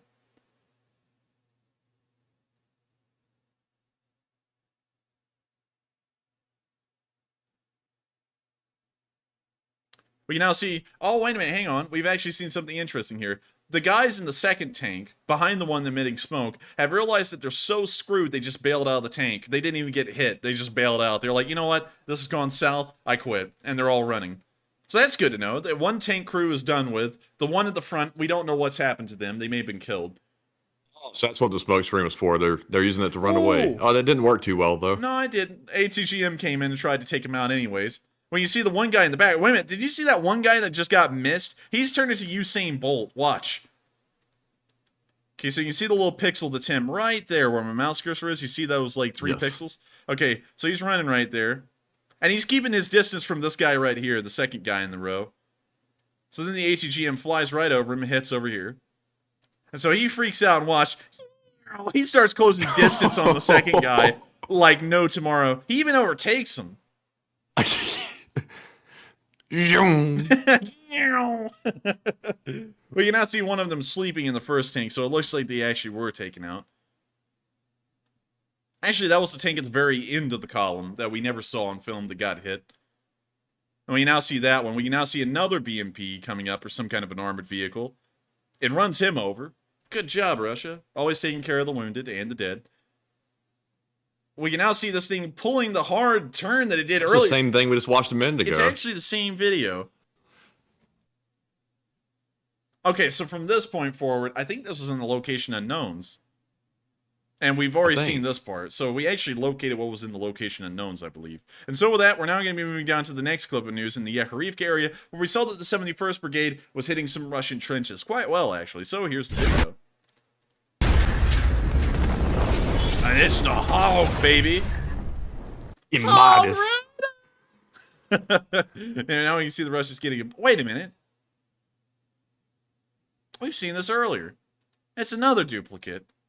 How come this one was credited to the 71st Brigade, but the other one didn't have any markings on it from what I remember? Huh. Anyways, we're now going to be moving on from that clip. It's once again a duplicate, but it is actually in this area. It was also in the location unknown news, and this is in Yakharivka. The 71st Jaeger Brigade is somewhere in this area. With that, we're now going to be moving all the way down the southern front into Kharkiv, where we also saw that the Ukrainians were able to down some Russian drones. The title's wrong there. It's not downing Ukrainian drones. It's actually downing Russian drones with an anti-drone gun. And I just got done saying these things were ineffective the other day, and we actually saw them effective in this video. But you can also hear them playing some elevator music.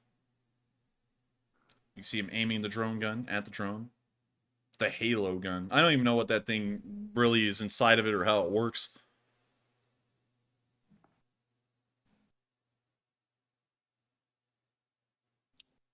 Oh, dang, they didn't show us it getting used. But I think they did take down that drone nonetheless. We can also see that guy caress it like it was some kind of bird. He's like, bird. Oh, Hasselblad. Like, he's like, bird. That's the Mavic 3. I think the one with the Hasselblad lens on it. I have no idea what that means. And we can also see that one of the rotors was actually clipped off of it. It took some damage. And a kitten. Oh, look at that. Hello, kitten. The cat's like, nice camera.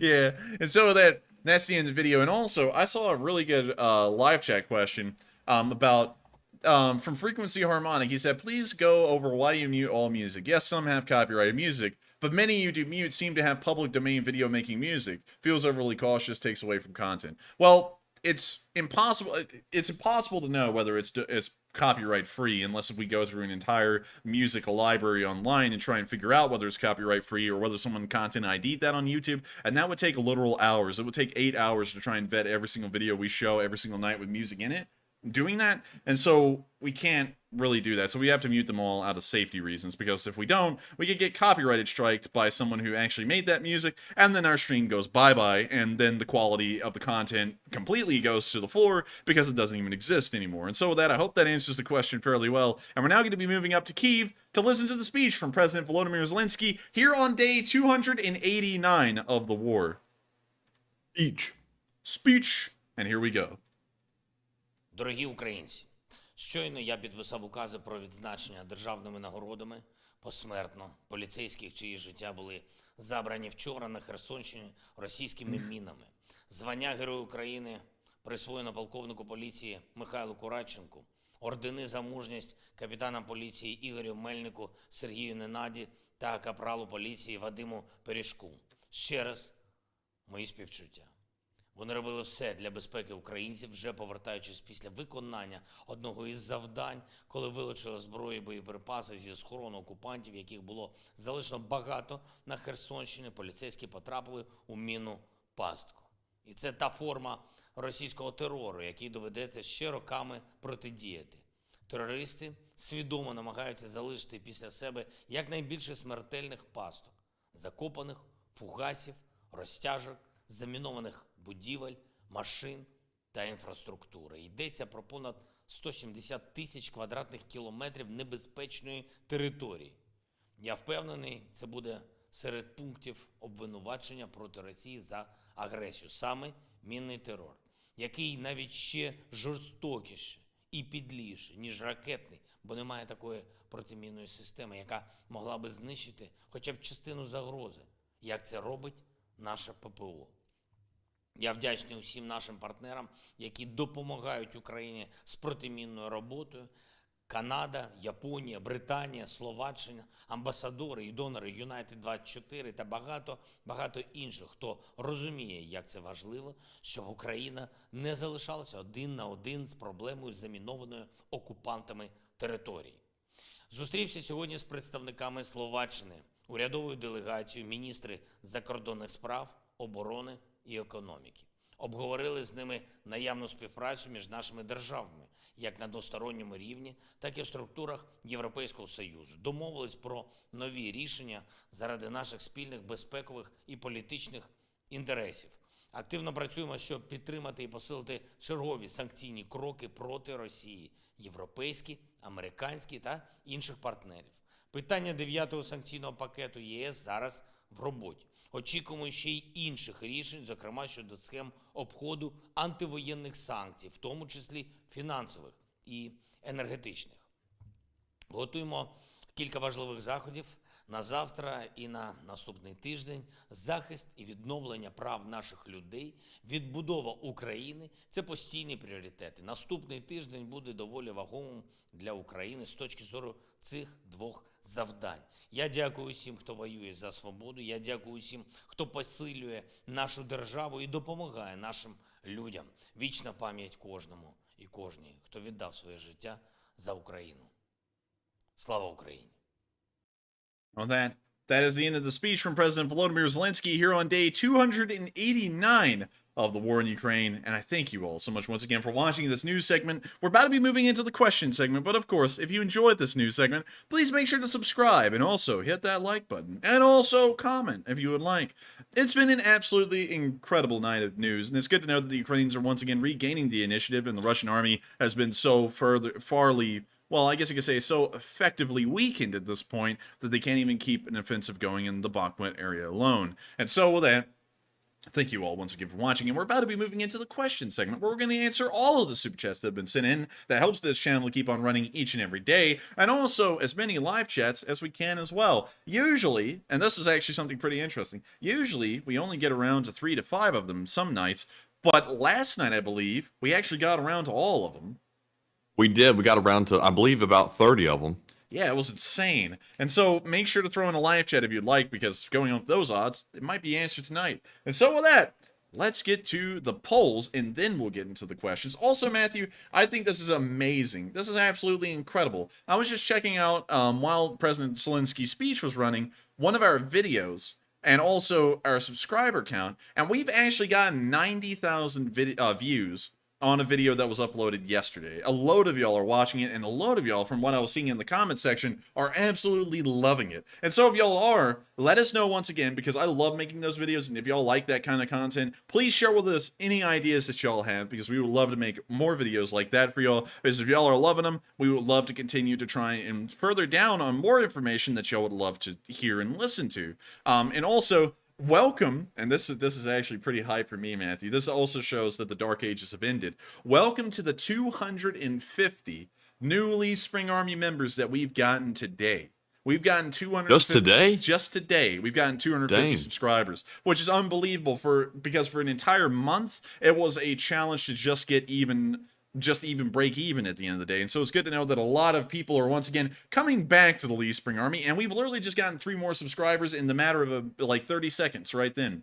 And so with that, we're now going to get on to the polls, and it's also good to know the Lee Spring Army is once again skyrocketing into the stars.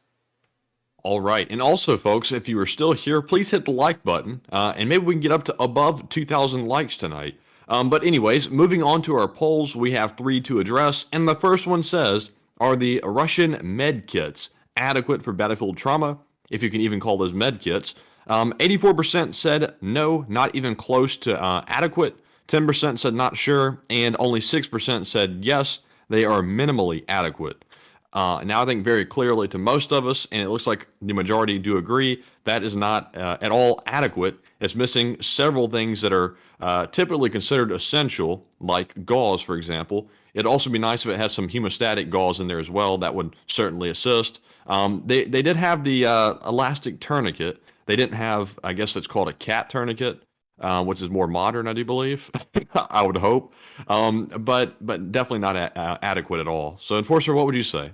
I would say that the equipment that they had in that medical pack was very outdated, and it appears that the former user of the medical pack also appeared to have thought it was outdated because it doesn't really look like he was able to use it.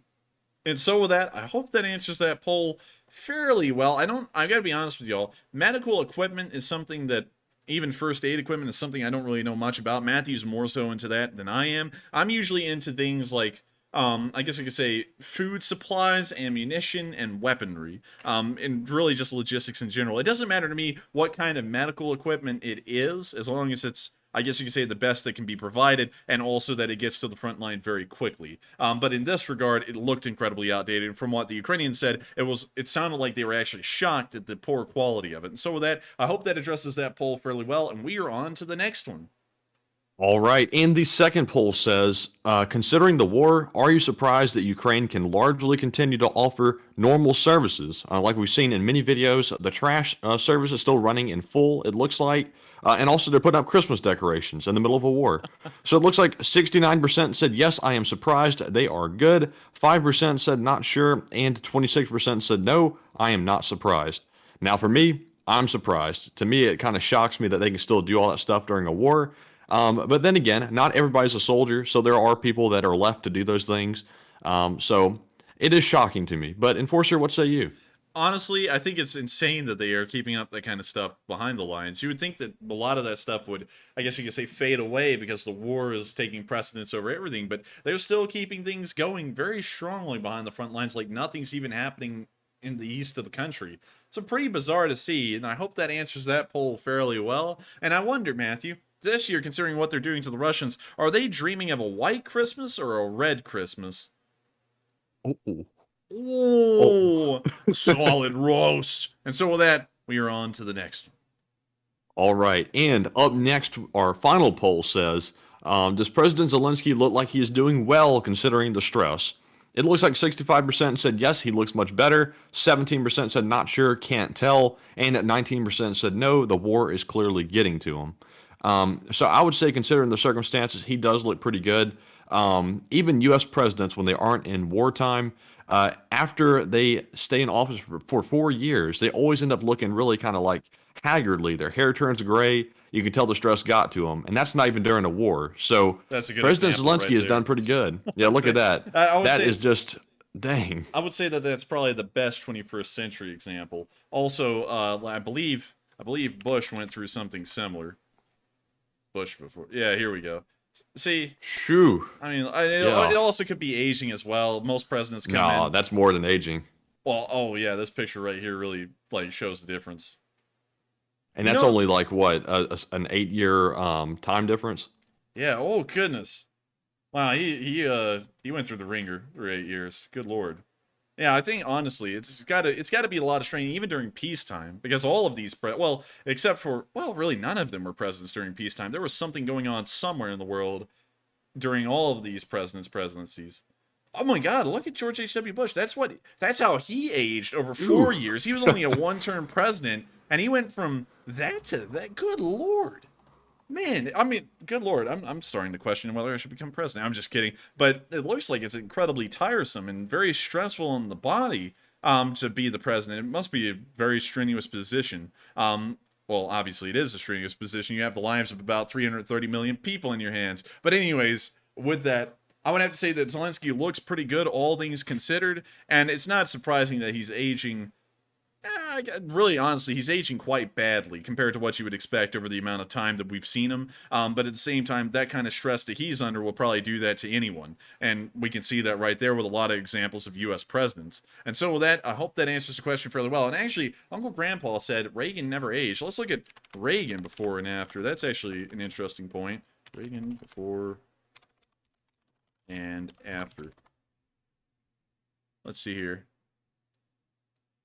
Oh, yeah, he really didn't. But then again, he was so old, like he was like, what, near 80? But I think so, I mean, somewhere around there. Like, the difference is literally unnoticeable. He literally went into office and left office the exact same way he looked. That's actually bizarre. So the key is to be an actor before you become president, and you'll never age. Apparently that may be it. So with that was actually a good point, Uncle Grandpa. That may be the only exception we can see in modern history. I wonder, we can't go down a rabbit hole for too long on that, but still very interesting to see. Also, some people are saying makeup, but all of them partake in makeup. Yeah, that might be it. Well, yeah, but all of them partake in makeup. After JFK beat, I believe it was actually Nixon in a presidential televised debate, the first one in history, all the presidents started to wear makeup all the time because it made you look a lot better on cameras, which was very important in making public opinion sway in your favor. Because if you're a sweaty-looking little gremlin up there, you didn't look that good. And so with that, I hope that answers that. And we are on to the next one. All right, so that was our last poll. So we are now moving on to our super chat questions, and then we'll address all the live chat questions. So first up, we have the return of Mark, Slava Ukraine, the channel legend, who puts in a $115 donation. And officially, it was 125 New Zealand, I But anyways, Mark says, I passed this gift to whomever was inflicting those animal noises on Matt, and I request an encore performance. Well, I thank you so much for the support, Mark, and I think we have to listen to the big man, Matthew. Go ahead and do it again. So let's see. Duncan VR down here, and Duncan, thank you so much for this torture, and also thank you, Mark, for sponsoring this torture. Would Mark be considered a state sponsor of torture? State sponsor of terrorism, maybe. Maybe so. But anyway, we're just kidding, Mark. Commence the torture. Commence the torture, please. So Duncan says, Bamuba, Putler accidentally said Slava Ukraine in front of his generals. But oink, oink. Igor got upset because meow, meow. He took out his machete, meow. Woof, woof, rough. Chopped off Putin's nut. Oh, excuse me. I didn't mean to say that. Dang it, man. Meow. Baba. Matthew likes to say Baba.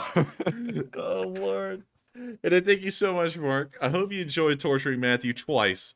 Matthew's going to be having a lot of torture tonight. I'm sure someone's about to throw in another super chat saying, do it again. And Matthew's going to be here crying. He's going to be like, please, I just wanted to stop. But anyways, thank you so much once again, Mark. You've helped this channel to keep on running for a great while. And without viewer support like you, it wouldn't be possible to keep this thing running behind the scenes. So thank you for both Matthew and me once again for helping us to keep this thing alive, helping to keep everything, the lights on behind the scenes so that we can keep this thing running. And thank you so much once again for the support.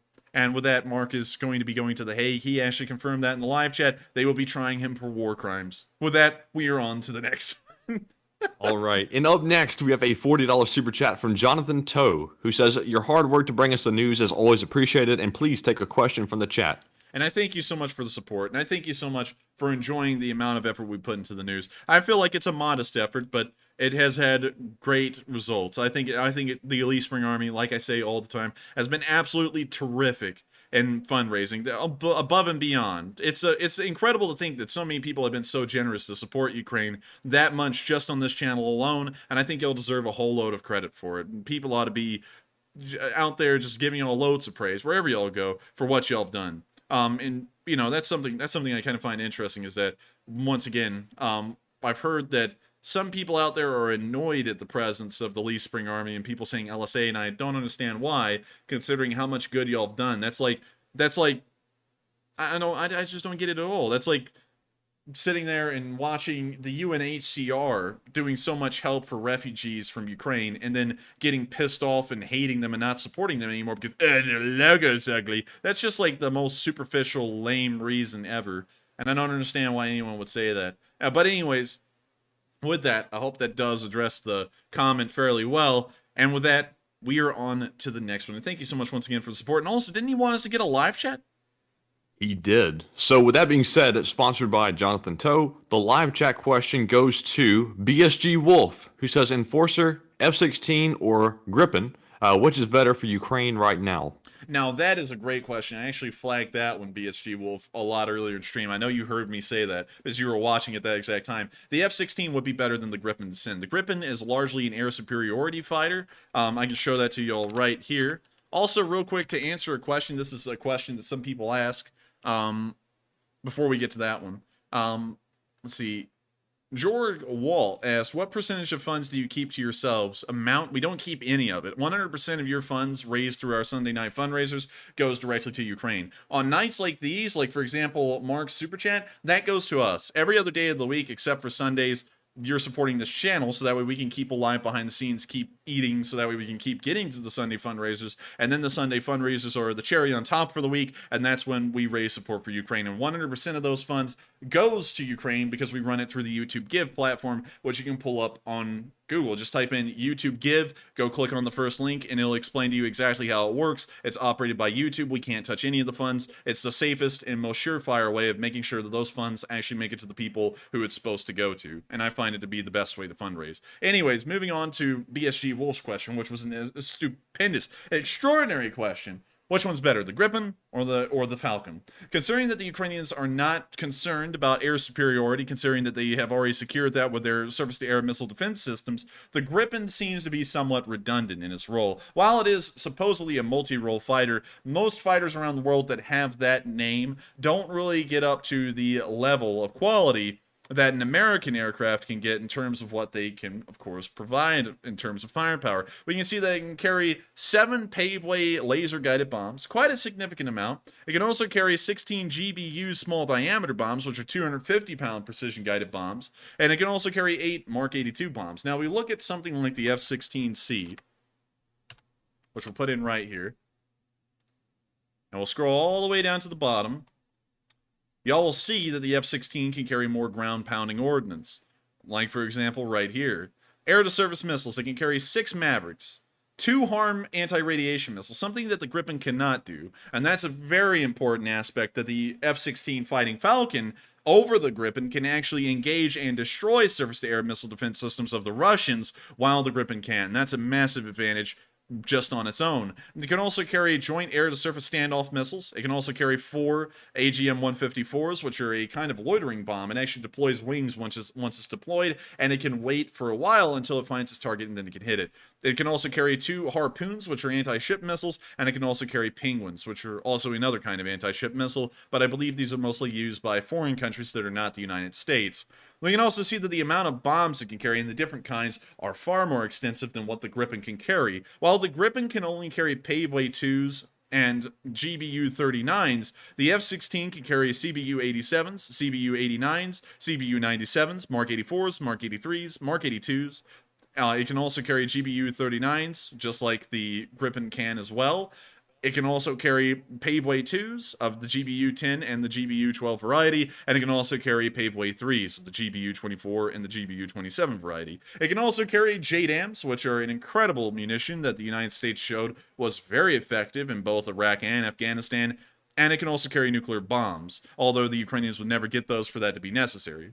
All in all, I do consider the F-16 to be a lot more of a pliable platform, especially for what Ukraine needs, over the JAS-39 Gripen that the Swedish could provide. That's not to say, however, that the F-16 is better by all marks and regards over the Gripen. The Gripen is a fantastic air superiority fighter, and if the Ukrainians were needing something to fight the Russians in the air, this would probably actually be my go-to aircraft. But that's not the entire crux of the matter. The Ukrainians are wanting an aircraft that can strike at ground targets as well as it can strike at air targets, and for that reason I feel like the F-16 would be far better suited to that role. And so with that, I hope that answered that extraordinary question from BSG Wolf, and with that, we are on to the next one. All right, and up next we have a $26 super chat from John Zedrin, who says, coffee and donut donation from the cold northern part of LSA. Free question from the chat. Hey, and thank you so much for the support, John Zedrin. I think that's actually Swedish kroner. And that is really cool to see that, once again, our Swedish contingent of the Lee Spring Army is popping up here again, and I love to know that the Lee Spring Army is truly worldwide. That's no lie. There is Lee Spring Army soldiers in every corner of the world. There's even a few in Russia, which is unbelievable. And so with that, thank you so much once again for the support. And let's get another question from the live chat. We are pretty much doing the live chat segment right now just with super chat support. So that let's get to it.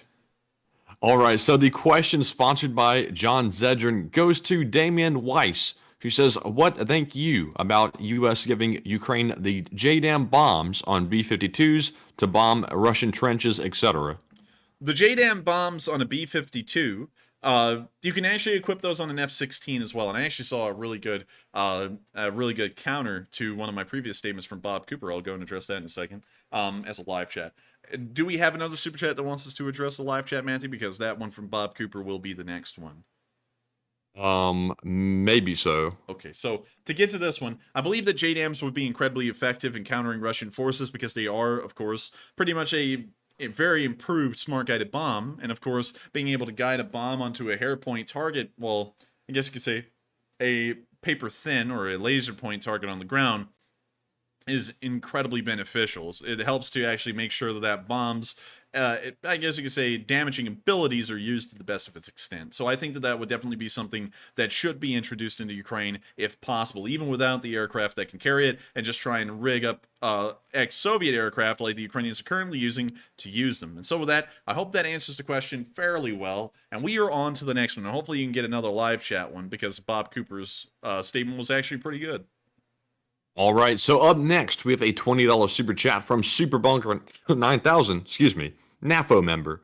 Hey, it's he's important to note back. that NAFO is in the house. But Super Bunker says, glad to see you guys in good spirits, and chat question, please. And thank you so much, Super Bunker 9000, for the support. We actually were wanting you on a little while ago on stream. I think it was a couple of days ago, because NAFO had provided a whole bunch of vehicles to Ukraine with NAFO camo patterns, and it was by y'all, and I thought that was really cool. And so thank you so much once again for the support, and let's get to that live chat question. More so of a statement. It's more so of a counter to the F-16 discussion. Bob Cooper said the Gripen is literally made to operate in a place like Ukraine. The F-16 is awesome, but high maintenance. Now I would actually have to counter you there. The F-16 is incredibly low maintenance. That's why it's been so successful as an aircraft that's been exported to foreign countries. And that's also why we haven't seen the Gripen being bought in massive amounts by foreign nations outside of Sweden. And we go down here, and these maps on Wikipedia are actually completely accurate. We can see all of the operators of the Gripen as of 2021. We can actually see that the United Kingdom operates a few of them. Sweden operates a few. I believe that may actually be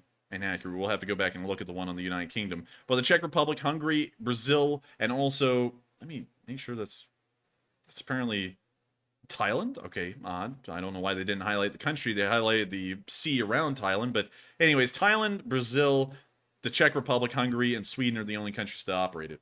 And that's not a massive export market. However, if you look at the F-16, due to its low cost of maintenance, this is actually a pretty easy aircraft to maintain, and that's why a lot of, I guess you could say, Air National Guards also operate them, because it's just the most affordable aircraft. It's also the most populous one in the U.S. Air Force. This is the backbone of the Air Force here in America.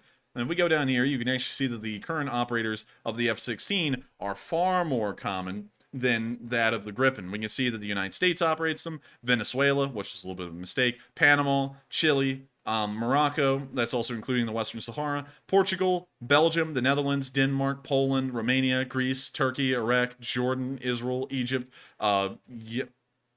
Yemen? No, I believe that's Oman. The United Arab Emirates, Pakistan, Thailand.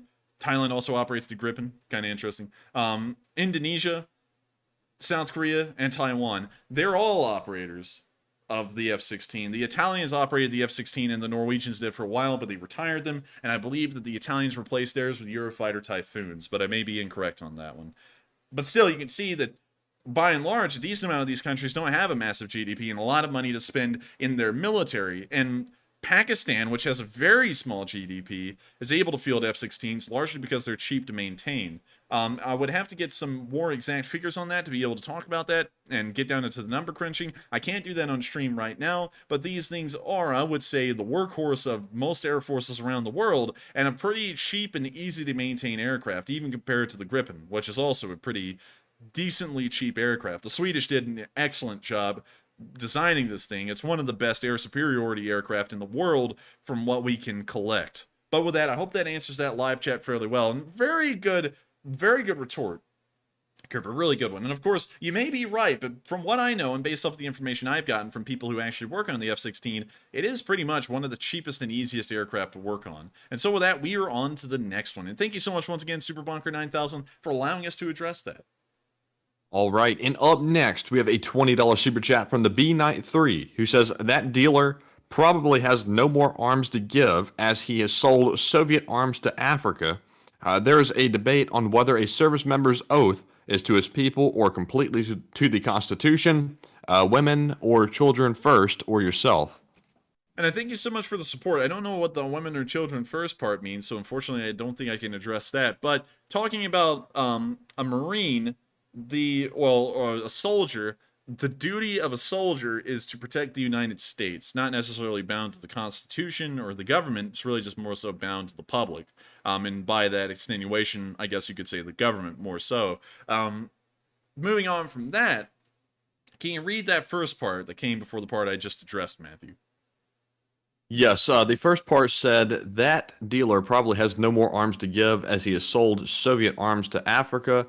And there is a debate on whether a service member's oath is to provide to his people or completely to the Constitution. And to address that first part, he would have more arms to give, because considering that he was doing that during the Russian Federation's time in history, if he was released, He's just going to pretty much be an agent of the Russian Federation to help rearm people around the world that we may not want to have arms. For example, at the end of the Gulf War, the Soviet Union, before it collapsed, literally just like a month before it collapsed, was talking about rearming the Iraqis again all over, even though most of their army had been destroyed. And that kind of stuff will happen again under the Russian Federation. By no means, don't get it wrong, once this ends and once the sanctions are lifted, the Russians are going to get back to building all of the weapons they did before this war, and they're going to get back to trying to power project across the entire world, being the cheap supplier of bull weapons that are poor quality to people around the world who we probably don't want to have weapons, and they'll be using them once again. And so we don't really want that to happen, and that guy is certainly experienced in that field, and so that's why I feel like it wasn't really right to let that guy go, considering what kind of danger he can pose to world, I guess you could say, world security, or Western security at least. And so with that, I hope that does answer the question fairly well. I honestly think if we're going to do that move, and it was such a bad trade, we ought to make sure that if the guy gets back to his old trade again, we just have him offed somewhere in the world. But with that, we are on to the next one. All right, and up next, we have a $20 super chat from BSG Wolf, who says, have a nitrous acid Coke Cherry Coke Zero break so you won't get to the diabetes. Wilfred Brimley voice. And I thank you so much for the support. I don't know who Wilfred Brimley is, actually, but thank you so much once again for the nitric acid Coke break, the cherry acid Coke break, actually. And that stuff is absolutely... Cherry Coke Zero. Cherry Coke Zero. Man, he's adding on everything. And I got to thank you so much for it. We haven't had a nitric acid Coke in a while, and I thank you so much once again for the support and helping this channel to keep on running so that we can keep these jokes alive and keep the Lee Spring Army interested in the news. And so with that, thank you so much once again for the support. I hope I addressed that fairly well. And with that, we are on to the next one. All right, and up next, we have a $20 super chat from Santiago Flores, who says, there recently been news of Major Vadim Voroshilov, a MiG-29 pilot being called the Ghost of Vinnytsia, after shooting 5 UAV and drones, shared a video about his story on Discord today. And I thank you so much for the support, Santiago, and I'll have to take a look into that, because this Ghost of Vinnytsia is, I would say, much more believable than the Ghost of Kyiv, and that was actually crazy to see that, and people still hold that against the Ukrainians to this day. The Ghost of Kyiv was a lie! They literally admitted that it was a lie within, like, the first day of that story coming out. It was made by some War Thunder YouTuber, that apparently just came up with a fantasy of his own about some ace pilot that had been shooting down all of the Russian aircraft. Largely now, we know that a lot of those aircraft were actually shot down by the air defenses around Kyiv. So the story was entirely untrue, and even the Ukrainian government and the Air Force came out pretty much within 2 days of that story coming to the surface and said, you know, he's not really real. We have no account of a guy who's done that in the Air Force. We never got reports of that from any of our pilots. But I guess, you know, if you want him to exist, he could be like the image or the spirit of Ukrainian pilots, you know, if you want him to be like that. And so people didn't listen to him. They just kept on building up the story, you know, and it just became insane. But anyways, I would believe this one a lot more than that one, because even at the beginning, you know, I humored it at the beginning. I was like, wow, that's really cool. Like when they said he shot down 2 aircraft, I was like, that's believable. And then it got up to like 20, and I was like, you know, like that would be an ace to no comparison, even during the air wars in Iraq. Or during the Iraq-Iran war, there were no aces like that in modern history. I was like, that's getting a little far-fetched. But anyways, I will make sure to look into that guy's story, and I would love to give him a decent amount of praise, because the pilots of Ukraine have been incredibly brave, especially facing the numbers they have. And so with that, thank you so much once again. And also, a quick little rabbit hole, in case if y'all don't know, and I found this very interesting, speaking of War Thunder, and if any of y'all play War Thunder, which I'm sure it's a very small amount of y'all, although I actually had someone reach out today on Discord. It was actually Nutters HD, who's been sending us a lot of intro and outro cards that he's made, which are incredibly good. He actually was talking about Star Citizen, so I know that some of y'all play games. War Thunder is actually coming out with a new update that has the MiG-29 in it, and I'm waiting to see if they have a Ukrainian camo for that thing, because that would actually be really crazy to see. And so with that, we are on to the next one. All right, and we have a super chat from John Lee, who puts in a $17 donation and says, greetings from Australia. And thank you so much for the support, John Lee, and also hello to Australia. Probably one of the biggest bastions. And, you know, that's a word that everyone loves to use in the news a lot here in the US these days, talking about both sides of the political spectrum. Bastion. I hate that word at this point. It's been so overused and cliche, but that is a massive bastion of the Lee Spring Army, is down in Australia and in New Zealand. Probably our only massive enclave of Lee Spring Army soldiers in the entirety of, I guess you could say, East Asia. Well, not East Asia, that's its own continent, but I'll call that East Asia for the sake of this point. So with that, I thank you so much for the support, John Lee. And thank you so much once again for helping this channel to keep on running. And with that, we are on to the next one. All right, and it looks like a whole bunch of people are actually playing War Thunder. It looks like on the stream right now. Nuts. Also, someone said, isn't War Thunder a Russian game? No, it's not. Actually, it's based in Hungary. That's actually, for some reason, I thought it was based in Russia for a while, but no, their office is in Hungary. I believe in Budapest. But anyways, with that, we are on to the next one. Also, I see that a lot of people, since a lot of people are playing it, I've got to say this real quick. Let me go over here. They came out with a trailer today called Apex Predators. It was insane.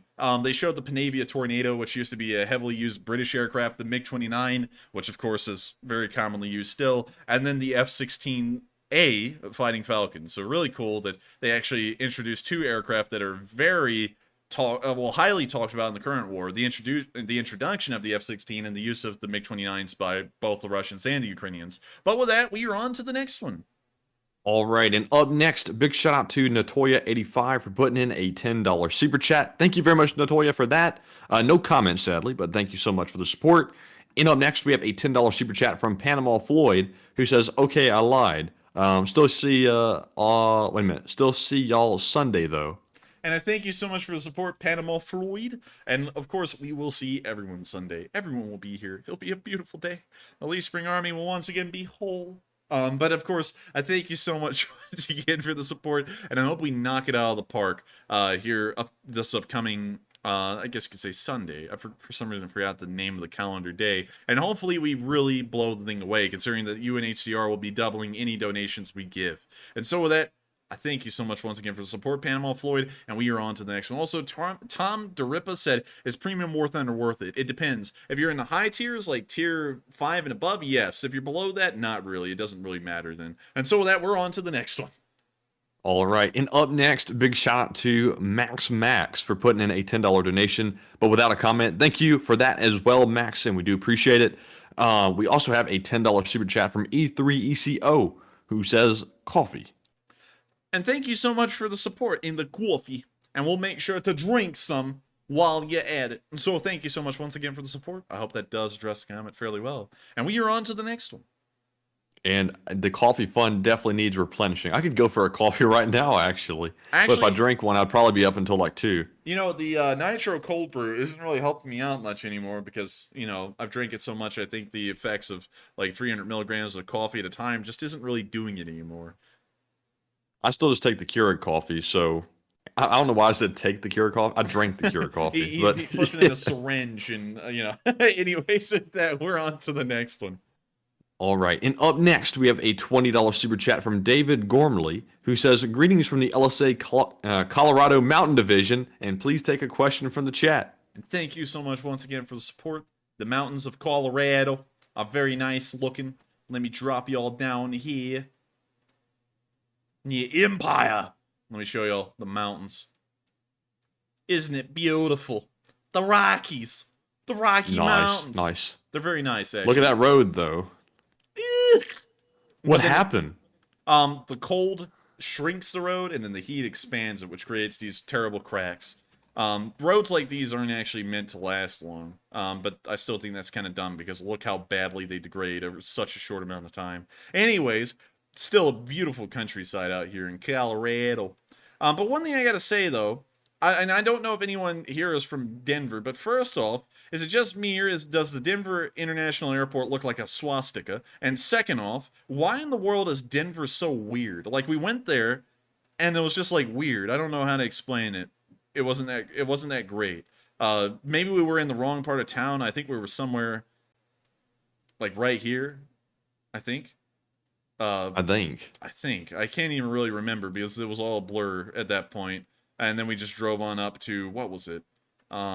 Fort Collins. Yeah, and then we stayed at a hotel at Fort Collins and we ate Chipotle. And that was the first time my lips ever graced the taste of Chipotle's nacho chips and cheese, which was absolutely delicious. But moving on from that, still, Denver was kind of odd. I don't know how to explain it, but maybe some of y'all can say if there was a nice part of town or a really cool part of town, because I don't think we found it. No, wait a minute. It was right here, actually, because we drove by this Denver Zoo. Yeah. Did we? Yeah, I think we did. It's like a botanical garden or something around here. But maybe I'm remembering that wrong. Anyways, with that, I thank you so much once again for the support from the Colorado Mountain Division. And if you can give me an answer to that, I would love to know. And also, why is it a swastika out here? Also, there's a whole bunch of weird crap about the Denver International Airport, like this freakish horse. Like, you know, that's like, weird. Yeah, and also on top of that, if I can get inside of the terminal, there's just like a whole bunch of weird crap in there. Like, I don't really get why. Like, let me see if I can show some of the paintings. Like this right here, like, what is this supposed to be, like Apocalypto Land? I don't know, like, hang on, let me move on down a little bit further. This has always been the case study by many people worldwide as to why this is such a freakishly weird airport. You know, there's many conspiracy theories surrounding it. I don't really get into conspiracy theories. I think a lot of them are full of it, but one thing I'm always interested in is why is it so freaking bizarre? I'm trying to find the painting, the mural on the wall for y'all real quick. For some reason, American airports just aren't really, like, nice. They're not really inspiring on the inside. I gotta be honest, I liked London to Heathrow a lot more than Hartsfield, Atlanta. I just now you want to see an airport that is, like, out of this world, like, crazy? Punch in the Singapore airport. That one is nuts. We can just go to Singapore. We can just go there. Let's see. I want to go to Singapore just to see the airport.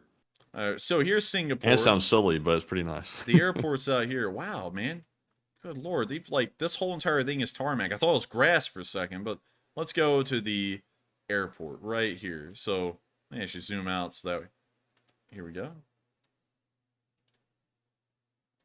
So let's take a look at this thing. Okay, that's really nice. Wow, actually, that is really nice. A lot of people say that Singapore is an incredibly clean place, mostly because it's a massive violation of the law to litter out there. They're not even showing you the best pictures of it yet. Punch in airport in Singapore in Google, and you'll see the, like, really big pictures of it. Airport in Singapore.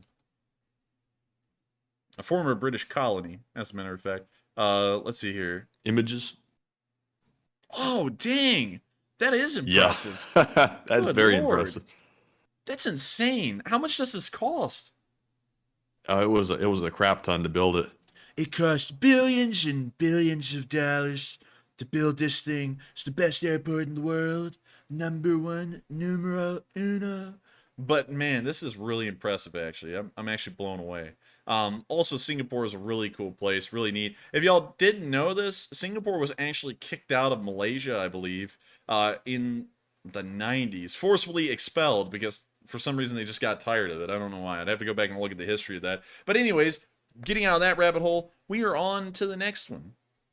All right, and up next, we have a $10 super chat from KG, who says that, quote-unquote, trade for the basketball player was a horrible trade. That person who we traded is responsible for many, many deaths. I'm sure Russia is excited to get him back to continue on their terrorism. And I thank you so much for the support, and I would have to agree with that completely. Who knows what he'll be getting into once the Russians get their hands back on him again. He'll pretty much be an agent of death around the world on the Russians' behalf again, and I don't think that's necessarily a good thing at all. And so with that, I thank you so much once again for the support. I hope that does address the comment fairly well. And with that, we are on to the next one. And thank you so much once again for the support, and I agree with that entirely. And we have another super chat from KG, who puts in another $10 donation and says, advice. Anybody looking to travel abroad to not F around or they will find out. This goes for any country you want to travel to. Follow their laws and don't think they don't apply to you. And KG, that's something that I also think is true as well. When we went to Britain, I was like very, very, very leery about doing anything that might get us in trouble with the law because we don't know how their legal system works or anything. And especially when you go to a place like Russia, you really ought to not mess around or F around and find out, as you said. Also, another thing that's important to talk about with that is that while I do think that America has a responsibility to try and protect and get back every American citizen there is in the world if anything happens to them, you always do have to make sure to watch out for laws in a foreign country and violating them. Because, of course, if there is punishment and penalty here in America for violating the law, there is in other foreign countries as well. And sometimes the legal system in these countries can actually be incredibly backwards. And not to fire a shot at the Japanese, but the Japanese actually have a legal system that works off of the concept of guilty until proven innocent.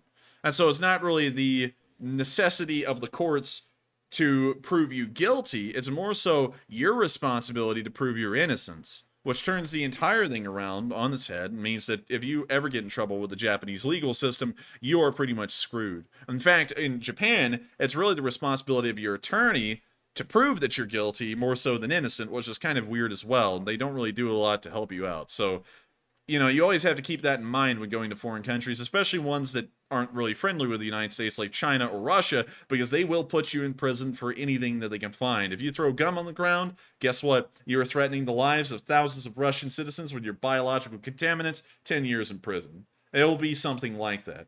So I do agree with that, but at the same time, I do feel, and I don't know, maybe people have gotten so polarized in this country that don't see this, but regardless whether someone is, you know, has certain political beliefs or not, if they are an American citizen, they are owed the rights and protections of an American citizen. You know, like, and you got to think about this. You always got to think about it on the flip side, because I've seen a lot of people, and they make, you know, I guess they make somewhat fair points, you know, speaking directly about the person. They say a lot of anti-American things, but think of this. Think if, like, right now, for example, the government that's in charge has certain feelings and beliefs, at least what the executive branch does.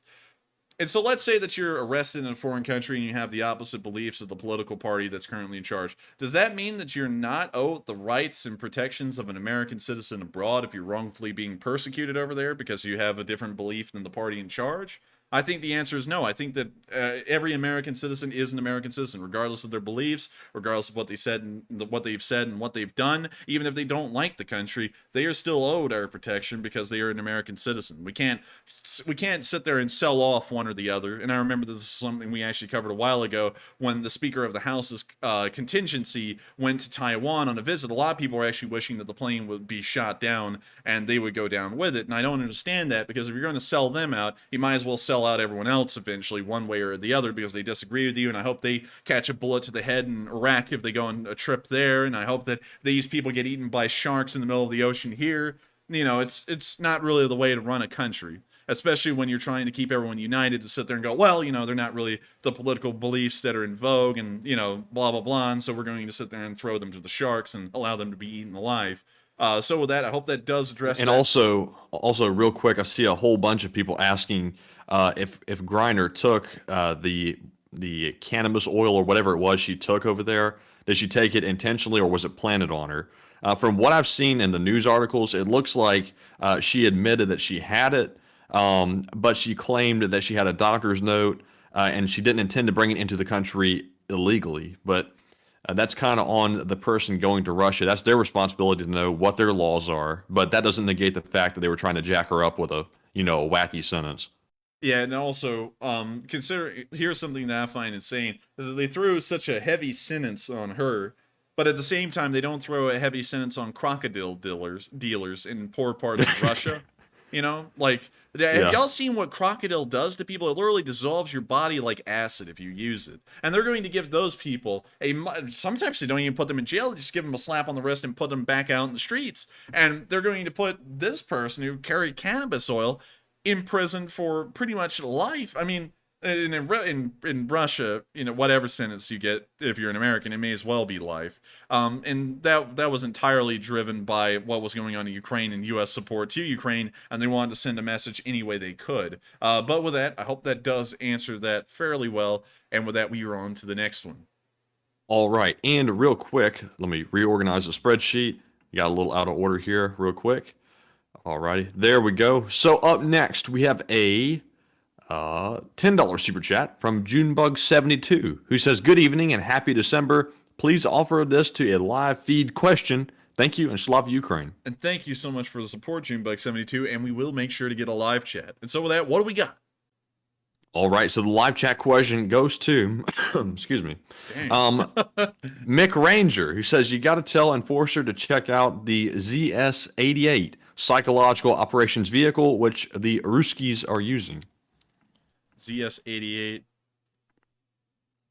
Let's see here. Psychological operations vehicle. All right. Oh, sounds scary. Oh, it's so scary. What does it do? It is based on the BTR-80. This armored vehicle is fitted with a loudspeaker. Holy moly. Oh my god. Now we gotta listen to Russian hard bass in loudspeakers. It entered service with the Soviet Army during the late 80s. After the collapse of the Soviet Union, some of these PSYOPs vehicles... Is this even PSYOPs, or is this just more of a... PSYOPs? Oh? PSYOPs? You hear? Vehicles were passed on to some of the former republics, including Kazakhstan, Kyrgyzstan, and Tajikistan. PSYOPs vehicles are used to deliver verbal propaganda messages and information to civilians and military units in the area.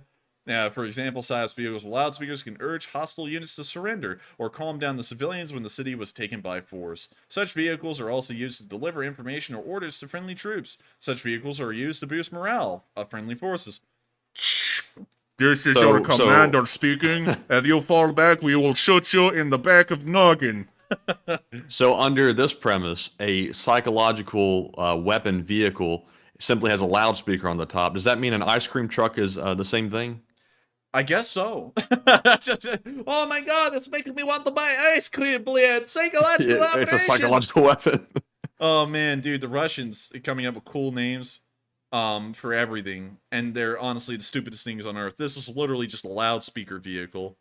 And that's it. It's not a psychological operations vehicle. That's just a load of squad. Also, another it's not even an LRAD either. It's just like a big loudspeaker. Another thing, if you really want to get into psychological operations, look at what the CIA has declassified. Like that big, giant, glowing orb thing that they made that they could actually modulate voices from. And the plan was, during the Gulf War, to have that thing appear above Iraqi troops and tell them that Allah is actually against Saddam Hussein and they should turn against him and kill him. That was actually a plan. They did that in Vietnam too. They put speakers in the woods doing that. Yeah, they put loudspeakers, but they had like the wails of ghosts and crap on them because, you know, the Vietnamese were superstitious and they thought if they scared them with the sounds of ghosts, they would just freak out and run away. And it kind of worked from what we it worked told. Actually. Yeah, from what we were told. Like, if you really want to get into PSYOPs, the CIA is the best in the world at PSYOPs. The Russians have nothing to compare with this, and this is just a loudspeaker vehicle. Nothing special about it. Also, Neppy said R and BTR stands for rave.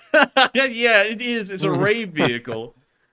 Oh, man. But with Seriously. that... No bass, though, because I'm sure it's a really, like, high in treble. Yeah, I bet you it's a really cheap speaker. Like, if it plays the Russian anthem, you just hear this... or something like that. Anyways, with that, I thank you so much once again for the support, and we are on to the next one.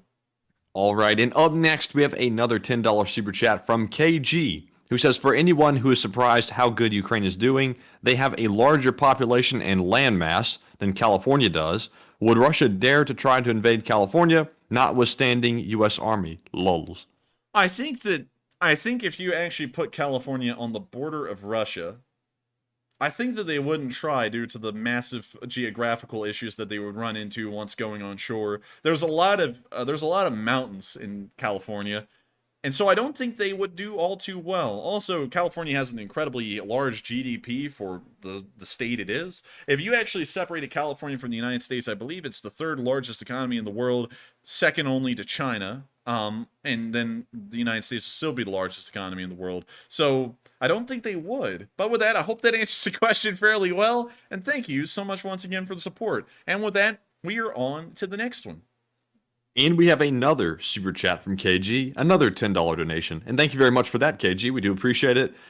He says, CIA is not best in PSYOPs. What? Are you kidding? The CIA is the best in PSYOPs. If one thing we know, the Americans do everything the best right now. And when I say that, I don't mean that that's been forever. The United States used to not really do anything all too well up until about the 1920s, and then we started to get on top of things for some, just because it was the way things were going. Britain was in decline, America was on the way up. And so Britain and America pretty much just switched places in terms of who was really in charge of things and running things. But anyways, the CIA is the best at what they do. And you can't even really put a idea of what they're doing until decades later when they declassify the stuff, like when they shot LSD shells into a French village to see what it would do if people were just exposed to LSD for no reason. and all kinds of other things. Like, many people don't know, but the large amount of success that we had in Afghanistan was literally just by dropping off CIA agents in Afghanistan with suitcases of money, and they would go around and literally just buy U.S. support. That's what they did, and that's largely why the U.S. was so easily able to invade Afghanistan without any resistance whatsoever, because the CIA just literally paid people off to support America. So with that, I hope that does answer the question fairly well. Of course, it's still subjective. The Russians, though, if you are suggesting that the Russian KGB is the best at PsyOps, think again, because they are so clear and obvious with what they do. We've had them come in here a million times with the bots. We just slaughter them, their bots, by the hundreds, and it's sad. So with that, I thank you so much for the support. I hope that does address the comment fairly well, KG, and we are on to the next one. All right, and next up, we have a $10 super chat from Communist Meth, who says, so the Indonesia penal law is mostly concerning infidelity. However, it largely relies literally on family members making the report, so it's not as simple as reported. My wife is Batak. Haha. And I thank you so much for the support, and I believe that's talking about how, if I'm correct, Singapore made it illegal to have extramarital relations. I believe so. I don't really know a lot about that, and I can't speak on it much. Of course, I can't really get into it either because it's a political matter, but one thing I can say is that is pretty interesting here that they did that, and just really interesting. I wonder how that's going to work. Like, you see people, getting it on, and you just, like, burst open the door into the room and go, aha, are you married? Show me your marriage certificate. Anyway. Well, it's actually illegal in some states here in the United States to commit adultery, but it's not enforced. Oh, yeah, but, America's America. I mean, Anyways, with that, I thank you so much for the support, and I hope that does address the comment as best as I can without getting too far into it. And with that, we are on to the next one, and thank you so much. Oh, wait a minute, everyone's saying Indonesia, not Singapore. Sorry. Indonesia is actually right down here. It's actually this massive chain of islands. Probably with Jakarta being the most famous of the cities inside of Indonesia. But anyways, with that, we are on to the next one. I hope that addresses that fairly well. All right, and up next, we have another $10 super chat from KG, who's absolutely going wild tonight, who sort of says the same thing that the last super chat said, who says, in Indonesia, any outside of marriage is not illegal. I'd warn every American citizen to be aware of the laws. Our laws are not theirs. And I think they meant to say it is not legal. And if that is the case, that is true, and you also have to watch out for that, because while Thailand has a totally different reputation than that, Indonesia does not, and they're very close to each other, and a lot of Americans, I gotta be honest with you, we've gone to Britain before on vacation, I gotta be really honest with you all, a lot of the Americans that we found over there were very ignorant about a lot of things, and they also acted like everyone was their lapdog and servant that ever helped them out with anything, which just seemed really distasteful and somewhat rude. But anyways, moving on from that, you always have to be careful about that, because a lot of Americans do go overseas and they act like they can really do anything they want. That's not necessarily the case, especially in that instance right there. And you do not want to go to a prison in Indonesia. Those things are rough. And so with that, I thank you so much once again for the support, and I hope that does address the comment fairly well. And with that, we are on to the next one. All right, and up next, we have a $10 super chat from Chip Kerwan, who says, back to the only two questions. Easy first, assume American negotiators thought they had pressed every opportunity, and Putin was offering 1 for 1 or 0. And a B, what bargaining ploy would have gotten 2 for 2? I think that you could have gotten 1 for 2. Well, actually, that's a good point. You can't really get 1 out of 2 if they're just saying it's 1 to 1 or nothing. So I guess they made, I guess you could say they made lemon juice out of lemons in that regard. But at the same time, I don't really think they should have gone through with it if that was the case. It wasn't a fair exchange. I guess the United States government right now is trying to make it I guess you could say the message that they'll always try and take care of citizens abroad wherever they are and whatever they're dealing with, but at the same time I don't feel like that was fair, especially for what we've just released back into the world. And so with that, I hope that addresses the comment as best as I can, and with that we are on to the next one, and thank you so much once again for the support. All right, and up next, we have a $10 super chat from KG once again, who says CIA is still old school. They're out of touch and easily to find. And I thank you for the support, but I think that's largely I would say that's not necessarily true because we don't get to know a lot about what the CIA is currently doing right now. I could actually be working for the CIA. You never know. I'm just kidding. I'm not. That's something a CIA. There's actually I'm obviously not going to say anything else, but there were some CIA agents at our college. Yeah, I know. I mean, like they're around. There was one guy actually that we thought was this, I thought may have been the CIA agent, but we're all like, like how this guy's acting, I don't know. But anyways, moving on from that, the CIA does a lot of crazy stuff. I mean, like hell, you can just look through their history, and they were doing some pretty wild things. And it would be very weird, especially for the CIA to have a budget. And let me show you all their budget of $15 billion as of 2013. To not be getting up to a whole bunch of crazy stuff. That's a massive budget, especially for an agency that only has 21,000 employees. And so they're getting up to all kinds of things that we don't even know about right now at the moment. And I would find it to be very out of touch, especially with how the United States generally works, with everything being cutting edge and really top of the line compared to everything else worldwide, for it to be well behind the curve. Of course, we really don't have an idea of what they're doing right now, but in a couple of decades time, I'm sure we will, and we'll see that they were doing all kinds of crazy things at this very moment right now. Of course, whenever you get into the CIA talk, there's a million people out there who go, oh, they're sending 5G radio beams to fry your brain, and I don't believe any of that, like all that stuff. That's getting a little too crazy. Because it's like if they are, then how come you know about it? That's like always my thing with those conspiracy theories. If they're frying your brain, then how come you're aware of it? Wouldn't you be unaware of it if that was the case? Like some of the conspiracy theories always fall apart right when you ask, well, how in the world do you know that they're doing that if it's supposed to be suppressing what you're thinking?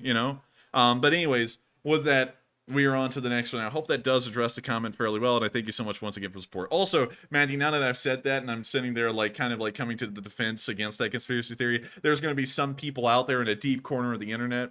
Like one person watched the channel, they're gonna be like, he works for the CIA, he's a CIA plug, he's and all that stuff. Like there's some crazy people out there, and if you say anything like that, use a little bit of common sense, they're like, you're crazy, you're a CIA guy. But anyways, we're on to the next one.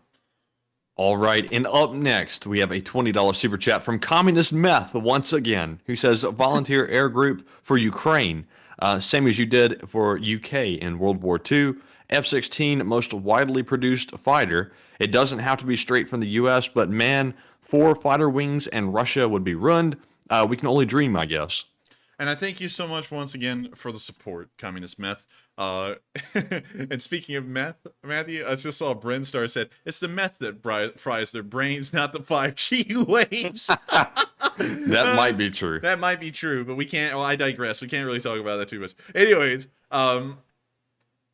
oh yeah, oh man, there's so many funny comments going on in the live chat right now. I wish we could address them all. But moving on from that, I would say that a volunteer fighter group would be good. Back in the day, back during the Battle of Britain, it was actually called the Eagle Squadron. The British actually have a march called the Eagle Squadron March to honor all of the American volunteer pilots that joined the Royal Air Force before the United States even got involved in the war, which is really cool. And also, I think that would be something that the United States could do now. We already have foreign volunteers in Ukraine. Why not have foreign pilots as well? I think that would be pretty neat. Also, speaking of which, I actually saw someone earlier in the stream, and I was wanting to get an answer to this. They said that a larger Ukraine war YouTuber that had left Ukraine a while ago has actually never left Ukraine. Did he say that on a video?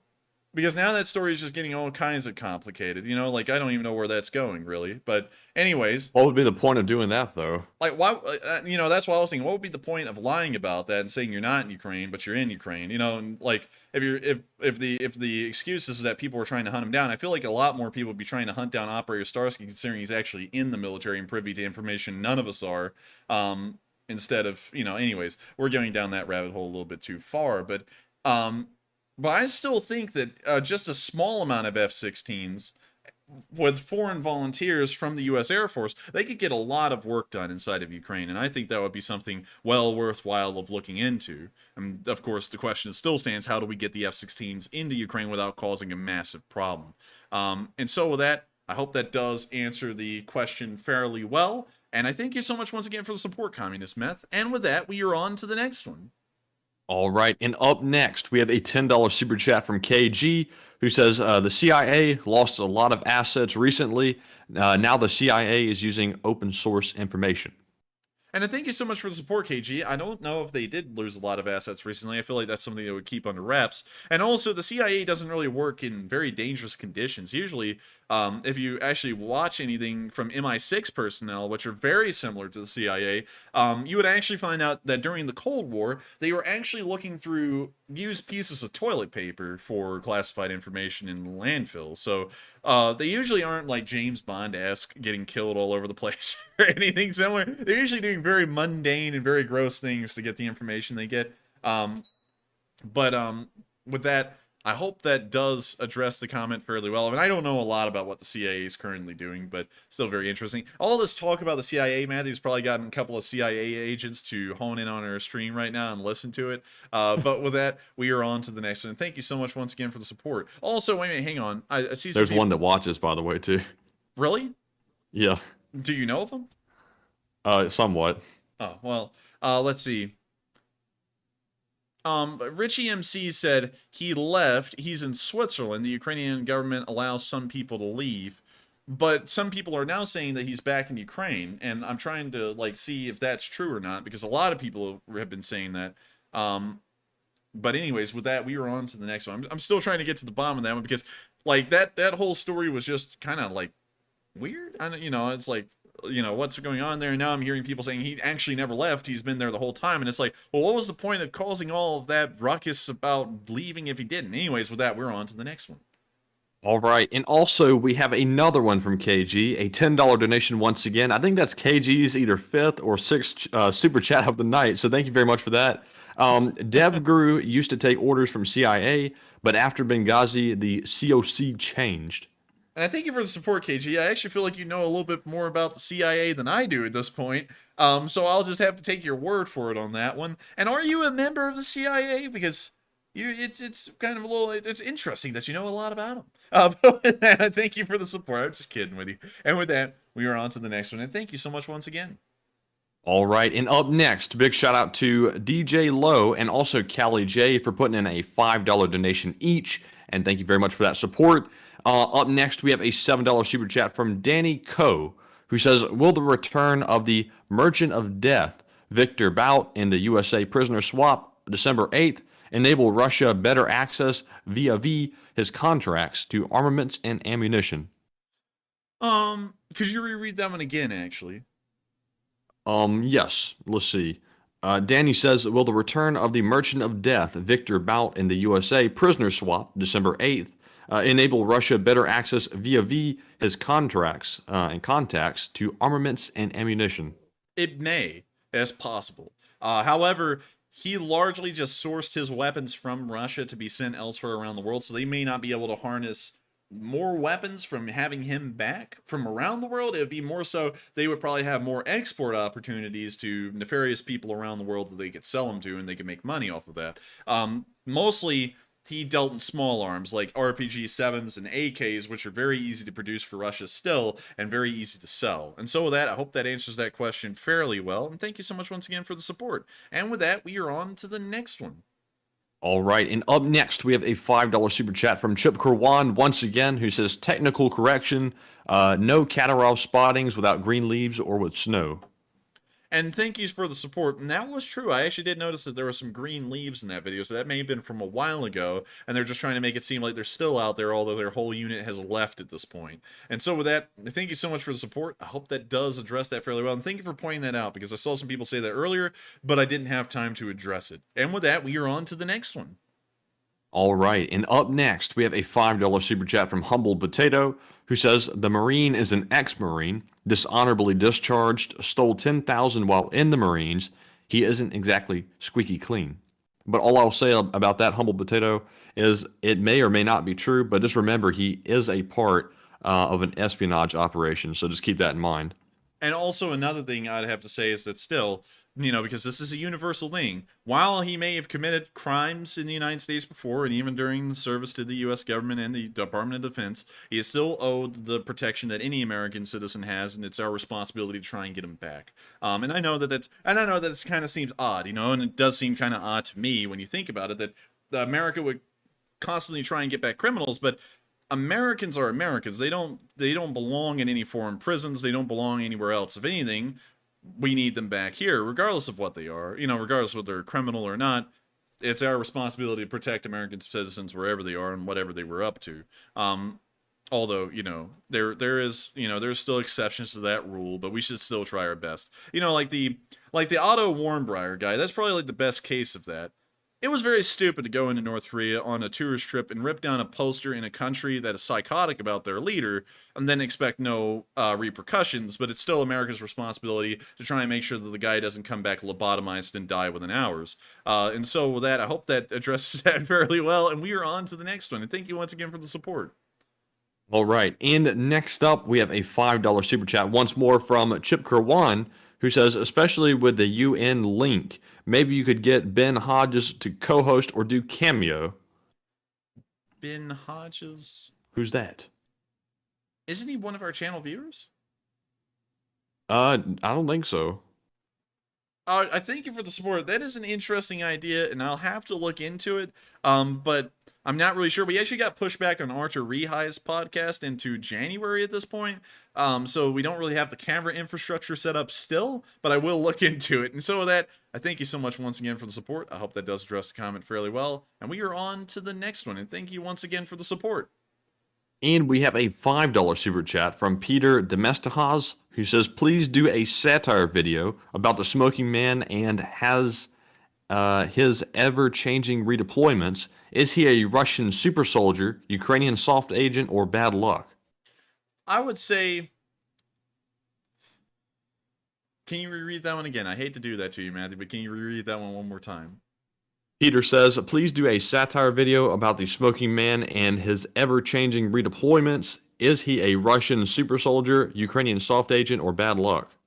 I would say that the smoking man is probably just an agent of bad luck. I would actually say that he's like a goblin for the Russians. Like, this guy is like their version of Krampus or the boogeyman. Like, he just travels around everywhere just doing bad stuff, and he just screws them over wherever they're doing. He's like a gremlin in the Second World War. And so with that, I hope that answers the question fairly well, and I thank you so much once again for the support. And with that, we are on to the next one. All right, and up next, we have a $5 super chat from Cliff H, who says, will the next major generation of combat aircraft be designed for remote control? I would say yes. I would say most likely so. We're seeing that a lot of aircraft are moving in that direction. I still think that they're going to have pilots in the air. It's just that pilots will not be as populous as they are now. There may be a lot of aircraft up, but only one of them will have a pilot, and I guess he would largely be like the air coordinator, more so than an actual fighter pilot, perhaps. And so with that, I hope that answers that question fairly well. I can't really hypothesize about that too much because the direction that the technology is heading in is currently split right now. Part of the aviation industry is moving towards drone warfare alone, and the other half is still moving towards fully manned and operated aircraft that have to have a pilot in them to work. So I don't really know which. I don't know if these paths will continue to diverge and we'll see two entirely separate ideas of aerial warfare, or whether one of them will collapse and it'll just end up being the other. And so with that, I know one thing though: drones will persist forever. It's really a question of will pilots continue to exist in the future or not, and that's something I can't really say definitively right now. And so with that, we are on to the next one, and thank you so much once again. And we have a $5 super chat from Chip Kerwan, who says, is Putin playing rope-a-dope? Gotta believe he is always lying. Maybe. He may be. I think that he lies about a lot of stuff, but things like assurances to the public that there won't be a partial mobilization, he can't really lie about, because if he eats the pudding on that one, people are going to revolt because he just lied to him outright, and it was very obvious. And so with that, I hope that answers that question fairly well, and I thank you so much once again for the support. Also, another thing, I do see some people saying that now the YouTuber we're talking about is in Switzerland, which I thought he never listed the country he was in. you know, all this, I don't know. All this is kind of confusing to me about the whole story. I don't really listen into it too much, but every once in a while I hear a reference to it here and there on the channel. And it's, you know, there's always a little bit of a question to me. On top of that, I thought that how he supported Ukrainian soldiers was like going to the grocery store and buying groceries for him with everyone's support. So how does he buy groceries for him in Switzerland? You know, like that's like I'm trying to figure out how that would work. But anyways, with that, we are on to the next one. Interesting, Switzerland. But anyways, I'll save that thought for later. Up next, we have a $5 super chat from Communist Meth once again, who says, in short, Malaysia was afraid Singapore would dominate elections geographically and that it was going to economically drag down. So irony is a B. Oh, yeah. Okay, now I remember. Thank you. It was because it was kind of like that whole thing. You see this a lot in American politics. We're like, man, New York City controls all of New York. Why don't we just rip them off? You know, and just make them their own thing. That's literally what Malaysia did to Singapore. Now I remember. So they kicked them out, like forcefully expelled them. They were like, get lost. We don't want anything to do with you. And then Singapore ended up becoming incredibly successful just a little bit later on. So I would say that that's actually pretty funny now that you actually cued us in again on the history of it. And I thank you so much for adding that in because I didn't know that it was multifaceted. I thought it was just kind of like, I guess you could say kind of like the political argument some people have with large cities here in the United States. And so with that, I thank you so much once again for the support. I hope that does address the comment fairly well. And with that, we are on to the next one. And thank you so much. All right, and up next, we have a $2 super chat from Dupper Bob, who does not leave a comment. But Dupper, thank you very much for that support, and we do appreciate it as always.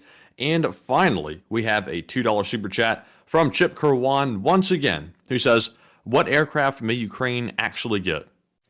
I think that if Ukraine got any aircraft, I'm still sticking with hard line the F-16. I think that is one of the best aircraft that Ukraine could receive, and it's the most, I guess you could say, common one in the world, and so there's plenty of them to give. With Gripens, you would probably have to produce brand new ones right off the assembly line, and I don't think anyone's really willing to make that kind of expenditure on Ukraine, building them brand new aircraft. Everything we've seen is usually second-hand that's been given to them, like the HIMARS and the M270s. So, and what's up with this guy saying, anyways, I would have to largely say I think it's still the F-16. I'm putting my money and my guns on the F-16. That's got to be the one that will eventually be sent to Ukraine.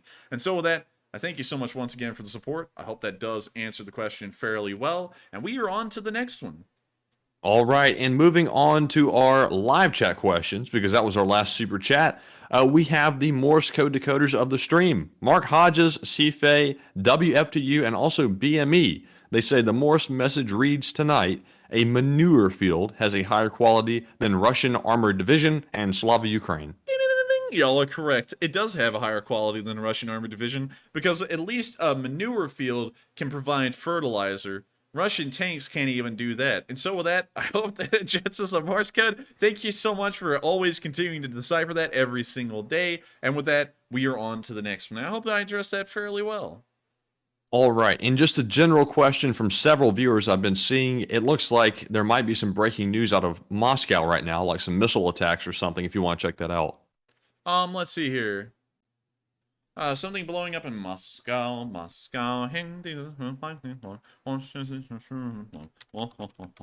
Hey, Moscow.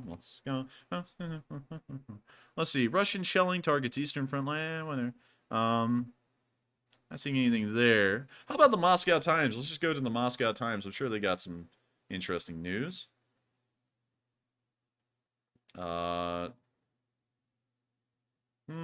No, they don't have anything. Is that an anti-government news article that I saw right there? Actually, I think it was. Anti-LGBT law is a dangerous Kremlin ruse to stand. It is, actually. Wow, that's kind of shocking. Anatoly, you might want to watch out for those windows, buddy. Yeah, I mean, this guy right here, he's running a dangerous game. Let's see. Banned from Qatar World Cup. Russian football suffers isolation. Dang.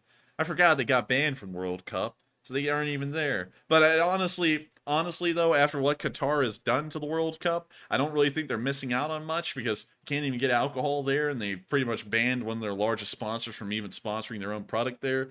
So in that one instance, I think that ended up being a net neutral for them. But everything else is a net negative for the large part. Also, Publix is now hiring. I'm not going back. I'm never going back. I'm not going back. Anyways, I can't find anything on it right now, but if we can find some news on it, we will report on it on tomorrow's stream, or we will make a video about it tomorrow. And so with that, we are on to the next one. All right. And also, I see some folks saying check Twitter. But I think Heather took away that message, so maybe she changed her mind. I always love to watch people put messages in and then they retract them because it literally just deletes the message, says message retracted. So yes, let's see here. Let's see, Moscow. Let's put that in.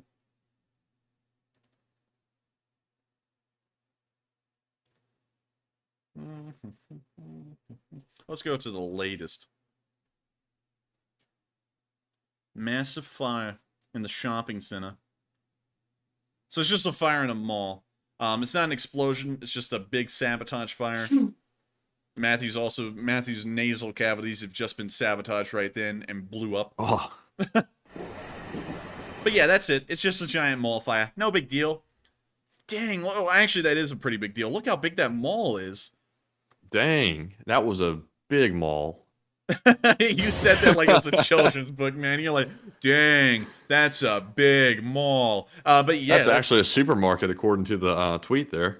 It looks like one. Where in the world which one is this? The Mega Kimchi. Sounds like kimchi. Mega Kimchi. And we found it actually.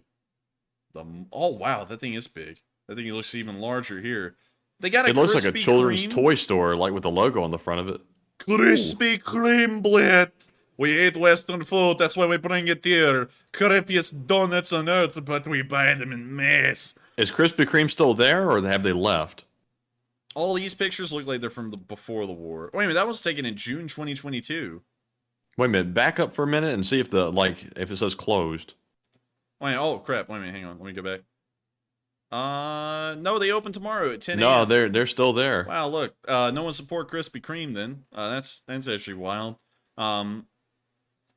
Let's look at the inside of the Mega Kimchi. Nigga! That's literally all it says up there on that sign, Nigga. Let's see here, they got a little train. Man, the Russian mob must love running this thing. This is like cushy. Let's see here, what else they got?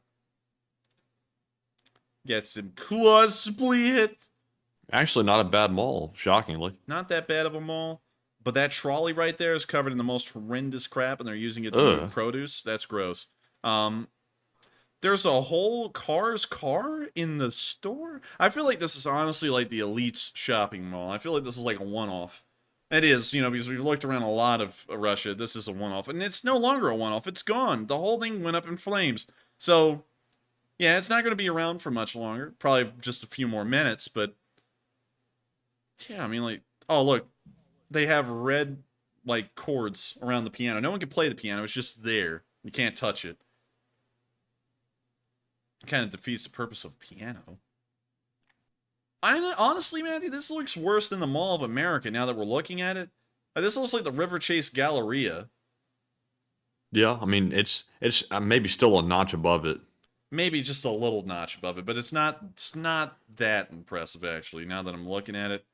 Yeah, I mean, like, it's just it's small. But anyways, with that, I hope that addresses that fairly well. And we now get down to the bottom of what that is a fire at the mall. But where is this mall? Wow, it's way outside of Moscow. It's near the international airport. So, still pretty big, but it's not any kind of explosions. Drones haven't hit Moscow. Probably just saboteurs. The reports say that bystanders say that there was some fellow with a pack of what they believe to be Lucky Strike cigarettes hanging out in the front. No, not the Lucky Strike, man. That's Dang a joke. it. That's a joke. I know, but I was still playing along with it, man. I was trying to trump it up and then you defeated your own joke. You're playing along pretty damn good with it. I thought you were being serious. But anyways, with that, we're on to the next one. And up next, we have a $10 super chat from KG, who says, I am sorry. People are trying to WTF me. I thank you so much for the support, KG. I don't know if anyone is. I didn't see it, but I thank you so much once again for the support, and that's totally fine by me. And so with that, we are on to the next one. And up next, we have a $4 super chat from Dubsy Dabster, who says, here's another $2 because Google canceled one. And Dubsy, I hate to say it, but I don't think they did. I mean, I see 2 of them. And I thank you for the support, Dubsy Dabster. And I thank you so much once again. It's totally fine if it misses. It's just don't worry, just sit back and watch the show. But thank you so much once again for helping us out, nonetheless. And with that, we are on to the next one. Okay, and back to the live chat questions. Okay. Back to the live chat questions. We have one from James T. Kruk. Not James T. Kirk, it's Kruk, who says, Enforcer, do you think Germany will actually deliver what they promise, even though they haven't fulfilled one of the promises that they've made yet? What they have, they gave Gepards. And they also gave Iris T's. They've given all kinds of stuff. They give them Panzerhaubitz 2000. Come on, don't trash the Germans. They've been helping out a good bit. I think that they will. They haven't backed out on anything so far that we've seen. It's just taken them a while to get it done. So I think that they will. And so with that, I hope that answers the question. And with that, we are on to the next one. And up next, we have a question from Justin Norse, who says, do you think we'll ever see the Gepard with a mobile radar? It does have a mobile radar. The mobile radar is actually built into the Gepard. It's not like an S400 or an S300 that requires a separate vehicle with a radar. The radar is right there. That's the radar dish. And it spins around in a circle, it picks up air targets, and then it locks onto it. They input the data into the computer in the anti-aircraft gun. It leads the proper amount on the target based off of, I guess you could say, the direction of movement, all that stuff. And then it fires off a couple of small bursts and takes the thing down. At least that's what it does in theory. And so with that, I hope that answers the question. We are on to the next one. All right, and up next, we have a question from Superbunker 9000, who says, what is going on in Germany? A coup. And also, just like a really funny note, right when my classes ended on the very last day, somebody was presenting a project, and they said, a coup. And they kept saying it over and over, like really confidently, too. They were like, yes, they're going to have a coup. And I was like, huh, okay. Oh, man. Man, I got to tell you, people mispronouncing things is hilarious, but... You know, I think some people take the cake. Like, some mispronunciations are understandable. Like, I used to say bureau as Beru because it's spelled like that. And I kind of understood that one. But isn't it kind of weird how the guy's name right there is Prince Heinrich, who's the coup plotter? Prince Heinrich the 13th of Reuss. Heinrich. That sounds familiar. I think there was another guy called Heinrich. Well, didn't he used to... Yeah. Wasn't he the guy who also made Heinz ketchup? I don't think there's any other Heinrich that's important in German history rather than the guy who made Heinz ketchup. But I may be wrong. Correct me if I'm wrong. Please don't. Don't type that guy's name in the chat. I don't know if YouTube's going to come in and look at that, so don't. But let's see what we got. 25. That's it? So 25 people can overthrow the entire government of Germany. I find that very hard to believe. But, I mean, you know, there's people out there who are crazy like that, I guess, that were trying to overthrow it. It's very, you know, it's kind of, you know, I'm not one for political language when speaking of anything. I mean, like, why not just call them extremists? You know, like trying to throw in a political affiliation because, you know, back in the day in Germany, you could go into the opposite direction. They're really just extremists. I don't really think the flavor matters. I think it just matters that they're extremists. That's it. But anyways, interesting to see. And also, these guys are kitted up like they're about to deal with a virus. This guy is kidding up. Like, yeah, seriously. Oh, man, he's about to deal with Ebola. But anyways, with that, I hope that does address that fairly well. I'm pretty interesting to see. I didn't know that was apparently a thing that they busted. But with that, the prince suspected of plotting to be German Kaiser in a coup. What is this? Like some kind of a gag? Is this a joke? No, it was serious. Come on. Is one of the last descendants of a dynasty that once ruled over swaths of eastern Germany. So wait, he actually had like ties to like a dynasty? Apparently. He is suspected of hoping to become the country's new leader in a violent coup to overthrow the democratic order. Well, hell, that doesn't even fall right or left. That's just an extremist nut. Like, that's a monarchist. Like, where in the world does that even fall on the political spectrum? That's like somewhere in the middle. The 71-year-old was one of the 25 members and supporters of a far-right group planning the alleged putsch, who were arrested early on Wednesday in nationwide raids, according to authorities. Well, apparently they weren't successful because they didn't even try and pull it off. They just got arrested. The real estate developer has for years publicly advocated the theory life was better worldwide under monarchy. He stems from the House of Reuss, which for centuries ruled over parts of present-day Thuringen state until Germany's 1918 revolution that led to the establishment of the Weimar Republic. Neither the House of Reuss or Prince Reuss' office responded to requests for comment. Wait a minute, this guy's got like a whole thing going on? Wow. So he's not just a nut, he's actually like somebody that's known over there? Let me take a look at this. Imperial County of Reuss, the House of Reuss. Apparently that's their office. What the hell? This guy isn't just some random cooter off the street. This man's a whole, he's like a whole social institution in Germany. What? That's wild. That'd be like some member of the royal family trying to overthrow like Britain's government. I wonder if when they arrested this guy said in a German accent, "I'm not a crook." Seriously. Unsuccessful coup. This has been the worst coup in the history of coups. I want my money back. I mean, he does kind of look like a person who would try and pull this off. Honestly, he looks like Andre Roy, like the composer guy. I wonder if they're related at all. This guy, he looks a lot like him, doesn't he?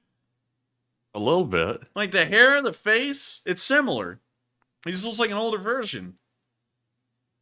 Interesting. I wonder what got into him to want to do something like that, because it's kind of whack. I find it funny, though. I think it's hilarious, that they're calling it far right. Monarchists don't fall onto a right or left political spectrum.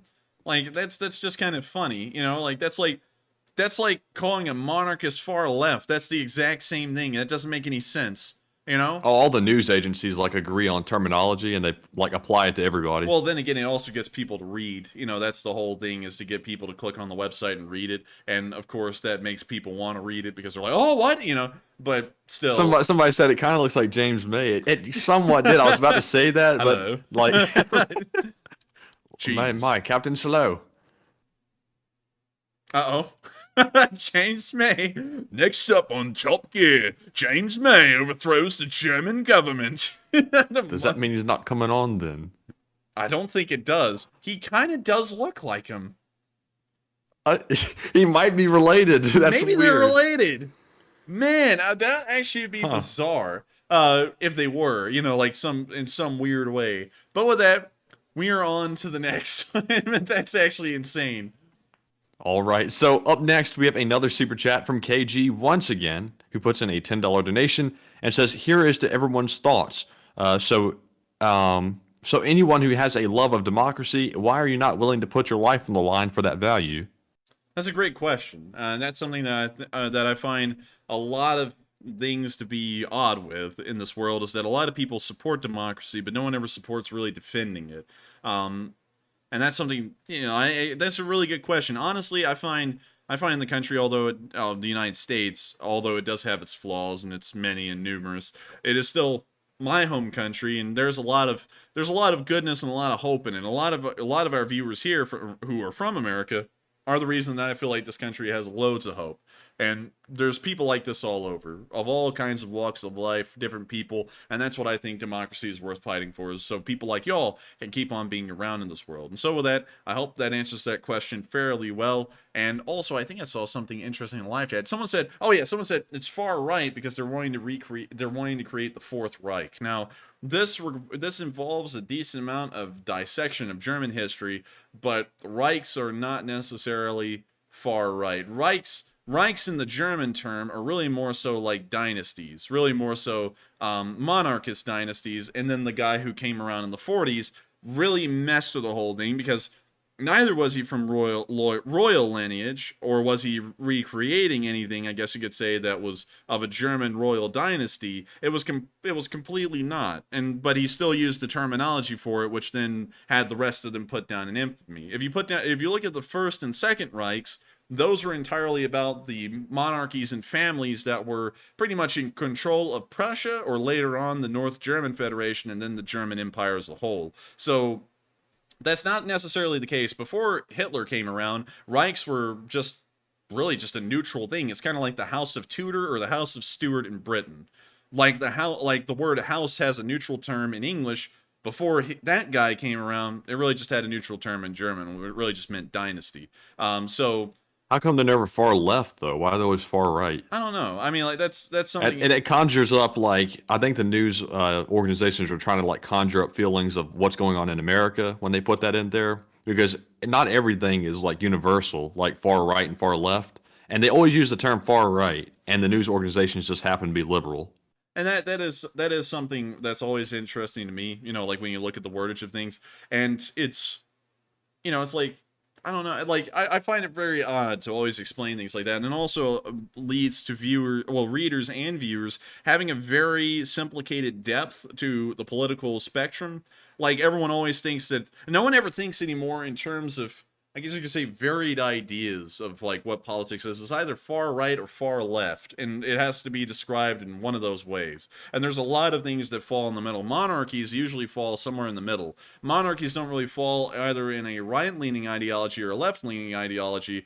They usually land under something in the middle. They really just do whatever. And that's something that I find to be quite odd when someone tries to associate a monarchy with being right-leaning or left-leaning. It's just kind of odd. Anyways, with that, also, some people are giving a little bit of interesting commentary here. Let's see. Doesn't sound far right to me. Some people are talking about the whole thing with, the guy in the 40s party in Germany. And some people are saying that he wasn't, and this is something that's just clear history. Some people are saying that he wasn't far left. He actually was. Socialism and communism are almost hand in hand. And what Hitler was in charge of was the National Socialist Party, which was socialist in nature. So while a lot of people say that fascism is right-wing, really what he was doing was bringing forward a socialist government. If you look at Germany, they did push the idea of a classless society during that era, but at the same time, they also used a lot of nationalism as well, so they kind of combined the two. And you'll see that was also used in the Soviet Union, and that was also used in China during the earlier part, well, actually during the entirety of Mao's, I guess you could say, reign in China, and also during really all of the Soviet premiers' reigns during Soviet history as well. It's never straightforward to one side or the other. It's always mostly a blend of the two. But with that, we're on to the next one. All right, and up next we have a $2 super chat from Avari Mandubratis, who says, "Any new info on the attempted coup in Deutschland?" It appears that they were all arrested, and it ended right there. And now this guy's got a massive office that was pandering to him that is trying to answer the odd question of why he was arrested trying to overthrow the government. And so with that, we are on to the next one. All right.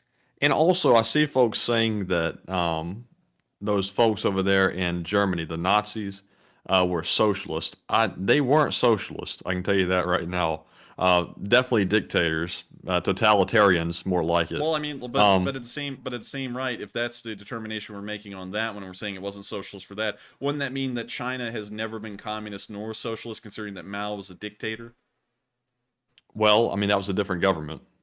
Well, I mean, it's not really that different to me. Like it really, honestly, all of these come into guises of either, and everyone always affiliates them with either being far left or far right, but really what they are is just a bunch of thugs doing whatever they want to the public so that way they can get themselves in a high position of power. I really look at them as all the same, and a lot of these people, both in the Soviet Union, in Communist China, and also in Germany, have really all committed the same kinds of violent atrocities against their own people and pretty much used the exact same means to get the power that they had. Really, everyone always tries to look at them as all different, but they're really all the same in what they did. And also, I see some folks saying that Nazi was short for National Socialist. But here's the thing, though. Just because they called themselves that doesn't mean they were actually that way. Because, for example, in North Korea, the DPRK is Democratic People's Republic of Korea, and they're not democratic whatsoever.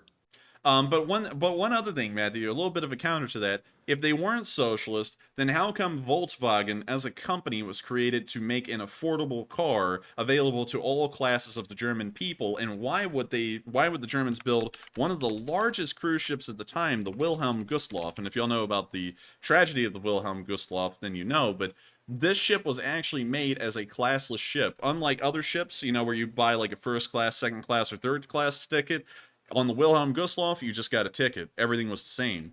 Well, see that's the thing they used. They used the influence and kind of like the appeal of socialism to lure people in, And then their true form of government, which was totalitarianism, really came out. That was what they were trying to achieve, but they had to lure people in with that whole, like, you know, the carrot on the stick routine with socialism.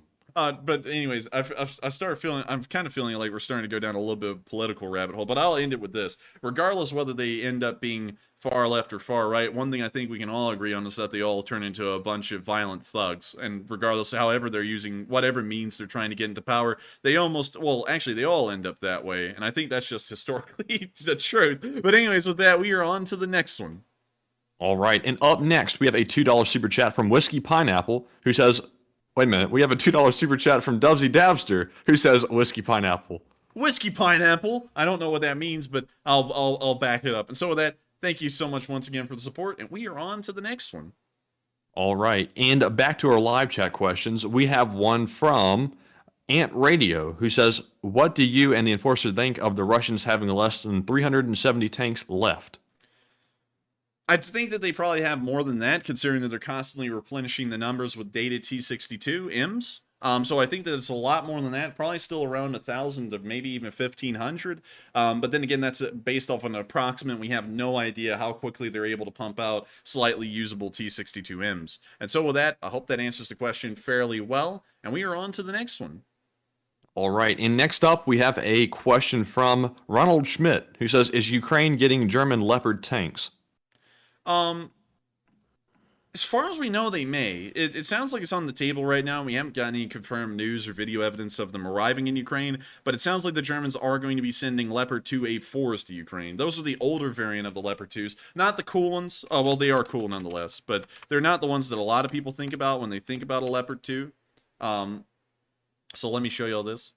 So this is a Leopard 2A5 right here. You can tell because it has the shorter barreled Rheinmetall gun, and it also has the very neat front turret cheeks. They're very cool. But what the Germans are saying that they are going to send are these Leopard 2A4s, which do not have that, I guess you could say, additional front armor. It's not a lot. It's actually just a small piece of metal that's shaped in a very high angle, which will make an APFS DS shell shatter if it penetrates it. But this does not have that. Still, it's a fairly decent tank. The Turks have used them a pretty good deal. And from what we can tell, they are all around competent for the large part. And so with that, I hope that answers the question fairly well. And with that, we are on to the next one. All right. So up next, we have a $10 super chat from Jonathan Smith, who's going to set us straight. He says, look up the 20 points of the Nazi platform. It's just racism's socialism. If you haven't read Mein Kampf, he said Mein Kampf, or the Nazi platform, stop telling me what they were. Well, I thank you for the support, Jonathan Smith, but as a history major, I have had to read Mein Kampf, and I do know what I'm talking about in that regard. I don't know why you've got to be so rude with that statement. Mein Kampf. Oh, man. But I already know what they're about. And while they were, well, let me just say this real quick. Everyone always tries to make dissertations, and really, I think at the whole entire end of the crux of the whole thing, if you go far left or far right, you really end up at the same thing. You end up at the bottom of the bucket, and you can see that and let me go through this real quick because maybe some people are seeing differences that I'm not. The Germans had an out-group of people that they said were the problem, and we all know who they were.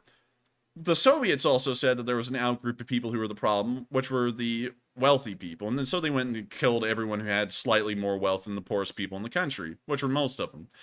And then in China, they say that there's a group out here in Western China that's the problem with everything in the world, and so they go and target them. And so I don't really see any difference in between either them, which a lot of people are calling far right-leaning, and other countries that are far left-leaning, because at the end they always pick an out-group. They always pick a target, and there's always someone that they're going to be racist against because they have to have an internal enemy to keep everyone united against. You can even see that in North Korea. They actually don't have an internal enemy. Their enemies are external, which is the United States. But they keep everyone united in the country through that aim.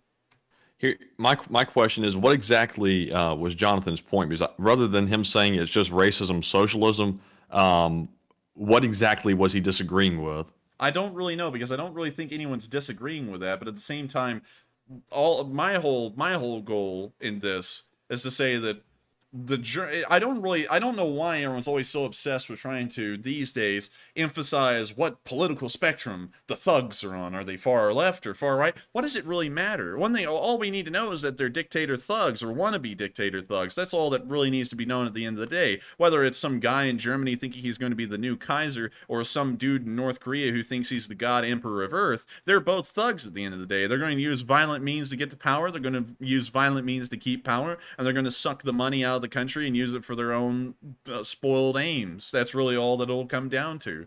So with that, I thank you for the support, Jonathan Smith. I hope that does address the comment fairly well, and I just hope that everyone can agree with me that a thug is a thug. It doesn't really matter what shade or color they come in. They're tough people, and they're not people you want to have around. At the end of the day, I still think that the best government in the world is a democracy, because then everyone gets a right to say whatever they want. And so with that, we are on to the next one. I hope that addresses that fairly well. All right. And up next, we have a question from Woody Stems, who says, any idea approximately how many leftover Soviet reconnaissance jet drones Ukraine has that can be converted to cruise missiles? I would say that there is we actually have no idea how many Tu-141s they got. There may be hundreds of them, considering that they were during Soviet times the major producer of arms and advanced equipment for the Soviet Union. They may have loads of them that we don't know about that they're constantly trying to convert over. So I would say I would assume that there maybe be at least a couple of hundred, but I don't really know much more from there. And so with that, I hope that answers the question. And with that, we are on to the next one. Also, the United States is a democracy. I know everybody's going to try to get all specific and stuff like that.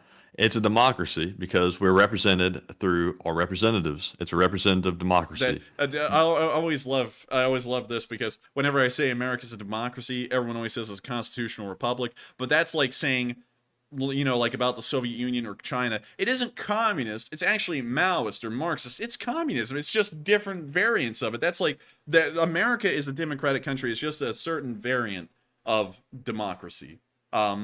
But still. Yeah, but we're largely democratic, though, with some elements of different systems mixed in. Well, we're incredibly democratic. There's very few countries out there that have the level, I guess you could really say the level of people that we vote for that we do. We vote for both the House and the Senate. In Britain, you can only vote for the House of Commons. You can't vote for the House of Lords. Those guys are appointed. In Switzerland, the only country that I would say in the world is more democratic than the United States. Not only do you vote for the House and the Senate, they don't have a permanent president. The president revolves because it's a confederation. It's not a federal republic like we have. It's a confederation of cantons. So they actually have a president that revolves out every year in between the 8 political parties. And they really just represent the nation on an international scale. They don't really have any actual power. They also have referendums on everything in the country. And if there is enough, I guess you could say, votes on a petition to say that they didn't like a law that was passed, it'll actually be put up to a national referendum immediately, and then they get to vote on whether they agree with that law or not on a national level. And if the public doesn't agree with it, the law is stricken and they have to rewrite it or they have to drop it altogether. And so while, yes, you can always get into splitting hairs as to what kind of democracy the United States is, it is still a democracy, whether it be a republic or not. That's like saying communism is only communism if it follows the Communist Manifesto perfectly. That's not true. There's a lot of countries out, well, there is no country out there that follows the Communist Manifesto to a T, but there's plenty of communist countries that have been and are still out there. But with that, we are on to the next one. All right, so up next, we have a super chat once again from Jonathan Smith. He says, that was directed to me. He says, let's see, that was directed to Matt, not you. Say Nazi was window dressing socialism.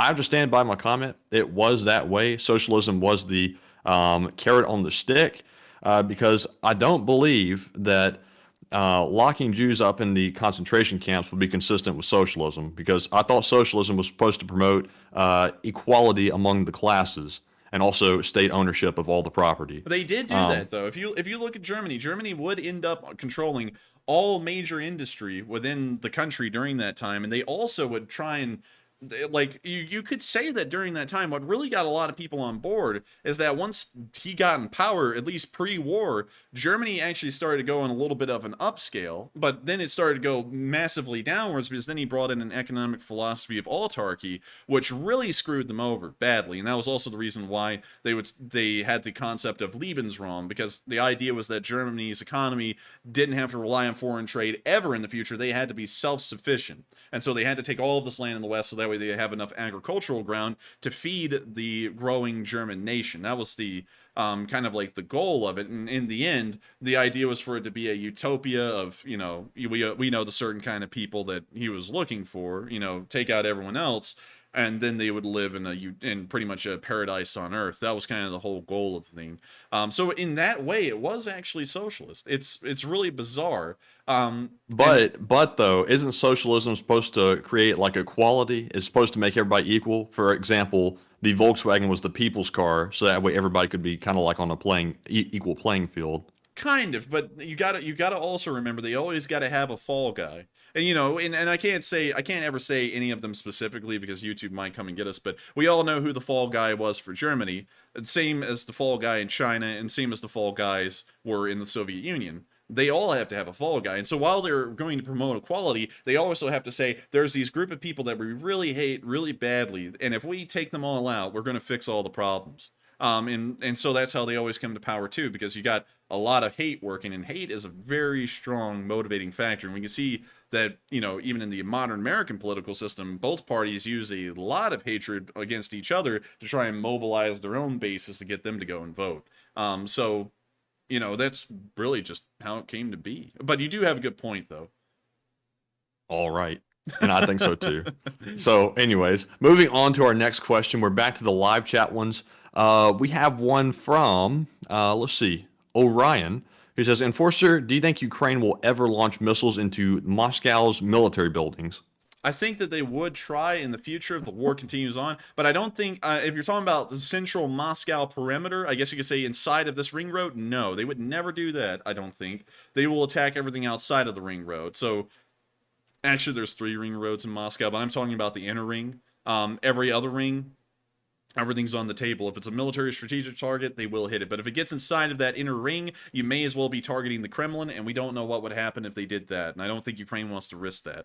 And so with that, I hope that answers the question fairly well, and we are on to the next one. All right, and up next, we have a question from Happy Dragon, who says, Enforcer and Matthew, if Putin said he would not be first to use nukes, then can the U.S. now supply long-range weapons or whatever is needed to end the war? Good question. And he did say that. That's true. And I don't know. He's a liar. He's a liar. He greedy. But I don't know. I don't know if he could or couldn't. Not really sure. I feel like we could. But at the same time, we all know the truth. The guy's lying out of his teeth. He probably would use something against Ukraine or against us if we tried to do that. So I'm not really sure. I'm honestly going to have to go undecided on that one, sadly. But with that, we are on to the next one. All right. And up next, we have a question from Bobo Uzala, who says, are there Ukrainians training on U.S. warplanes? Do you have any info on number of pilots, training duration, etc.? Slava Ukraine. We don't have any numbers on training duration and number of pilots. However, we do have the information that they are being trained in the United States on F-16s, and a batch of pilots have returned. We don't know if there's a new one in training right now. So with that, I hope that answers the question fairly well with the information we have, but it's highly lacking right now. We can't go into it much for that reason, but I hope that does help in some way. And so with that, we are on to the next one. And up next, we have another question from Damian Weiss, who says, can F-15 and F-16s create another layer of protection to shoot down terrorist Russian cruise missiles? If so, why does the U.S. and NATO not declare a terrorist cruise missile-free zone over Ukraine? Good question. Those aircraft can manage to shoot down cruise missiles. The aircraft the Ukrainians currently have can do that as well, but I feel like the American aircraft would be better at that role just because they're technologically superior to the Russian ones. Beyond that, I don't think we can declare a certain weapon to not be used. I don't know if the UN has that. I'm sure they do. But then again, that would require the entire Security Council to vote on it. Russia would veto it, and then we wouldn't be able to get anywhere with it. And then you can't remove them from the Security Council because that requires all votes from the Security Council to be unanimous, and then they can veto that as well because they're on the Security Council. So I think we could deliver those aircraft to help out, but I don't think we can do the specific thing of trying to rule those weapons out in that war. And so with that, I hope that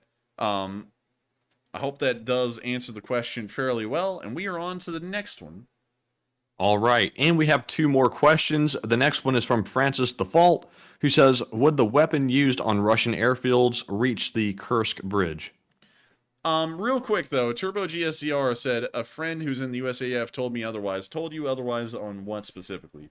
Because if you are getting different information than I am, I would like to know. But I've heard information from people who have worked on the F-16 and did used to work in the U.S. Air Force. They have friends in the Air Force. They said that they were training. So if you have any other information, could you specify exactly what that's countering that I said, and also give me that information if possible in my Discord DM, because I'd like to hear it. But can you reread that one again, Matthew? Would the weapon used on Russian airfields reach the Kursk bridge?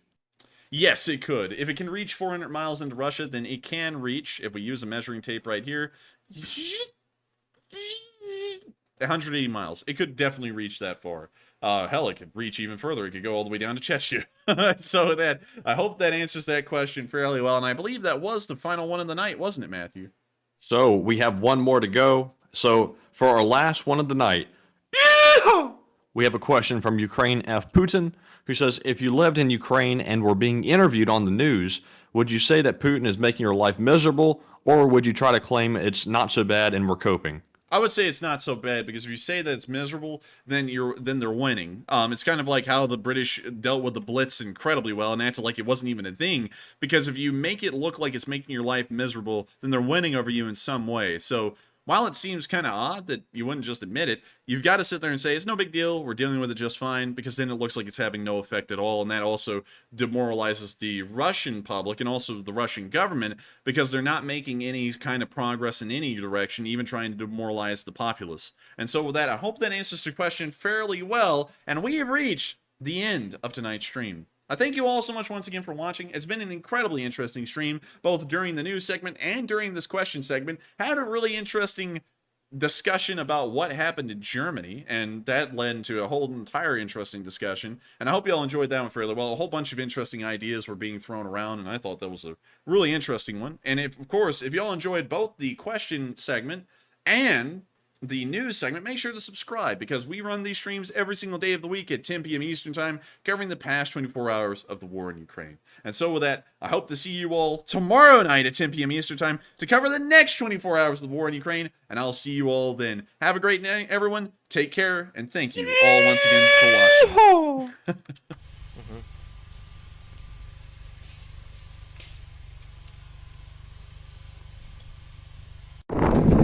Yes. The Leaf Street Army sends its regards.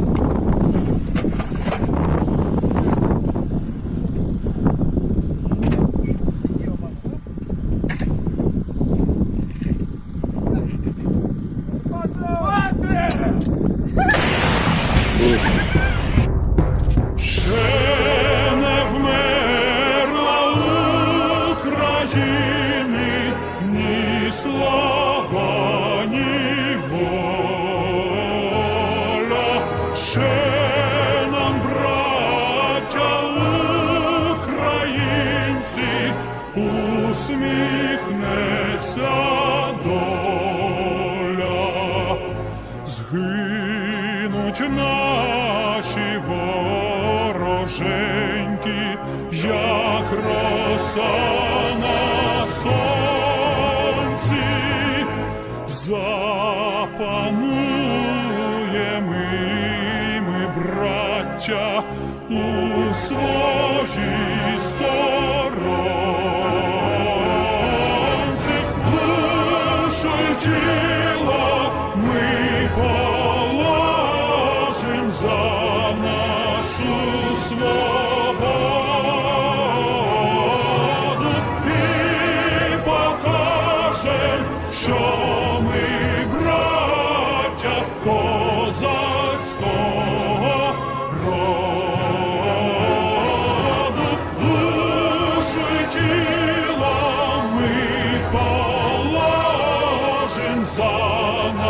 нашу свободу і покажем, що ми браття козацького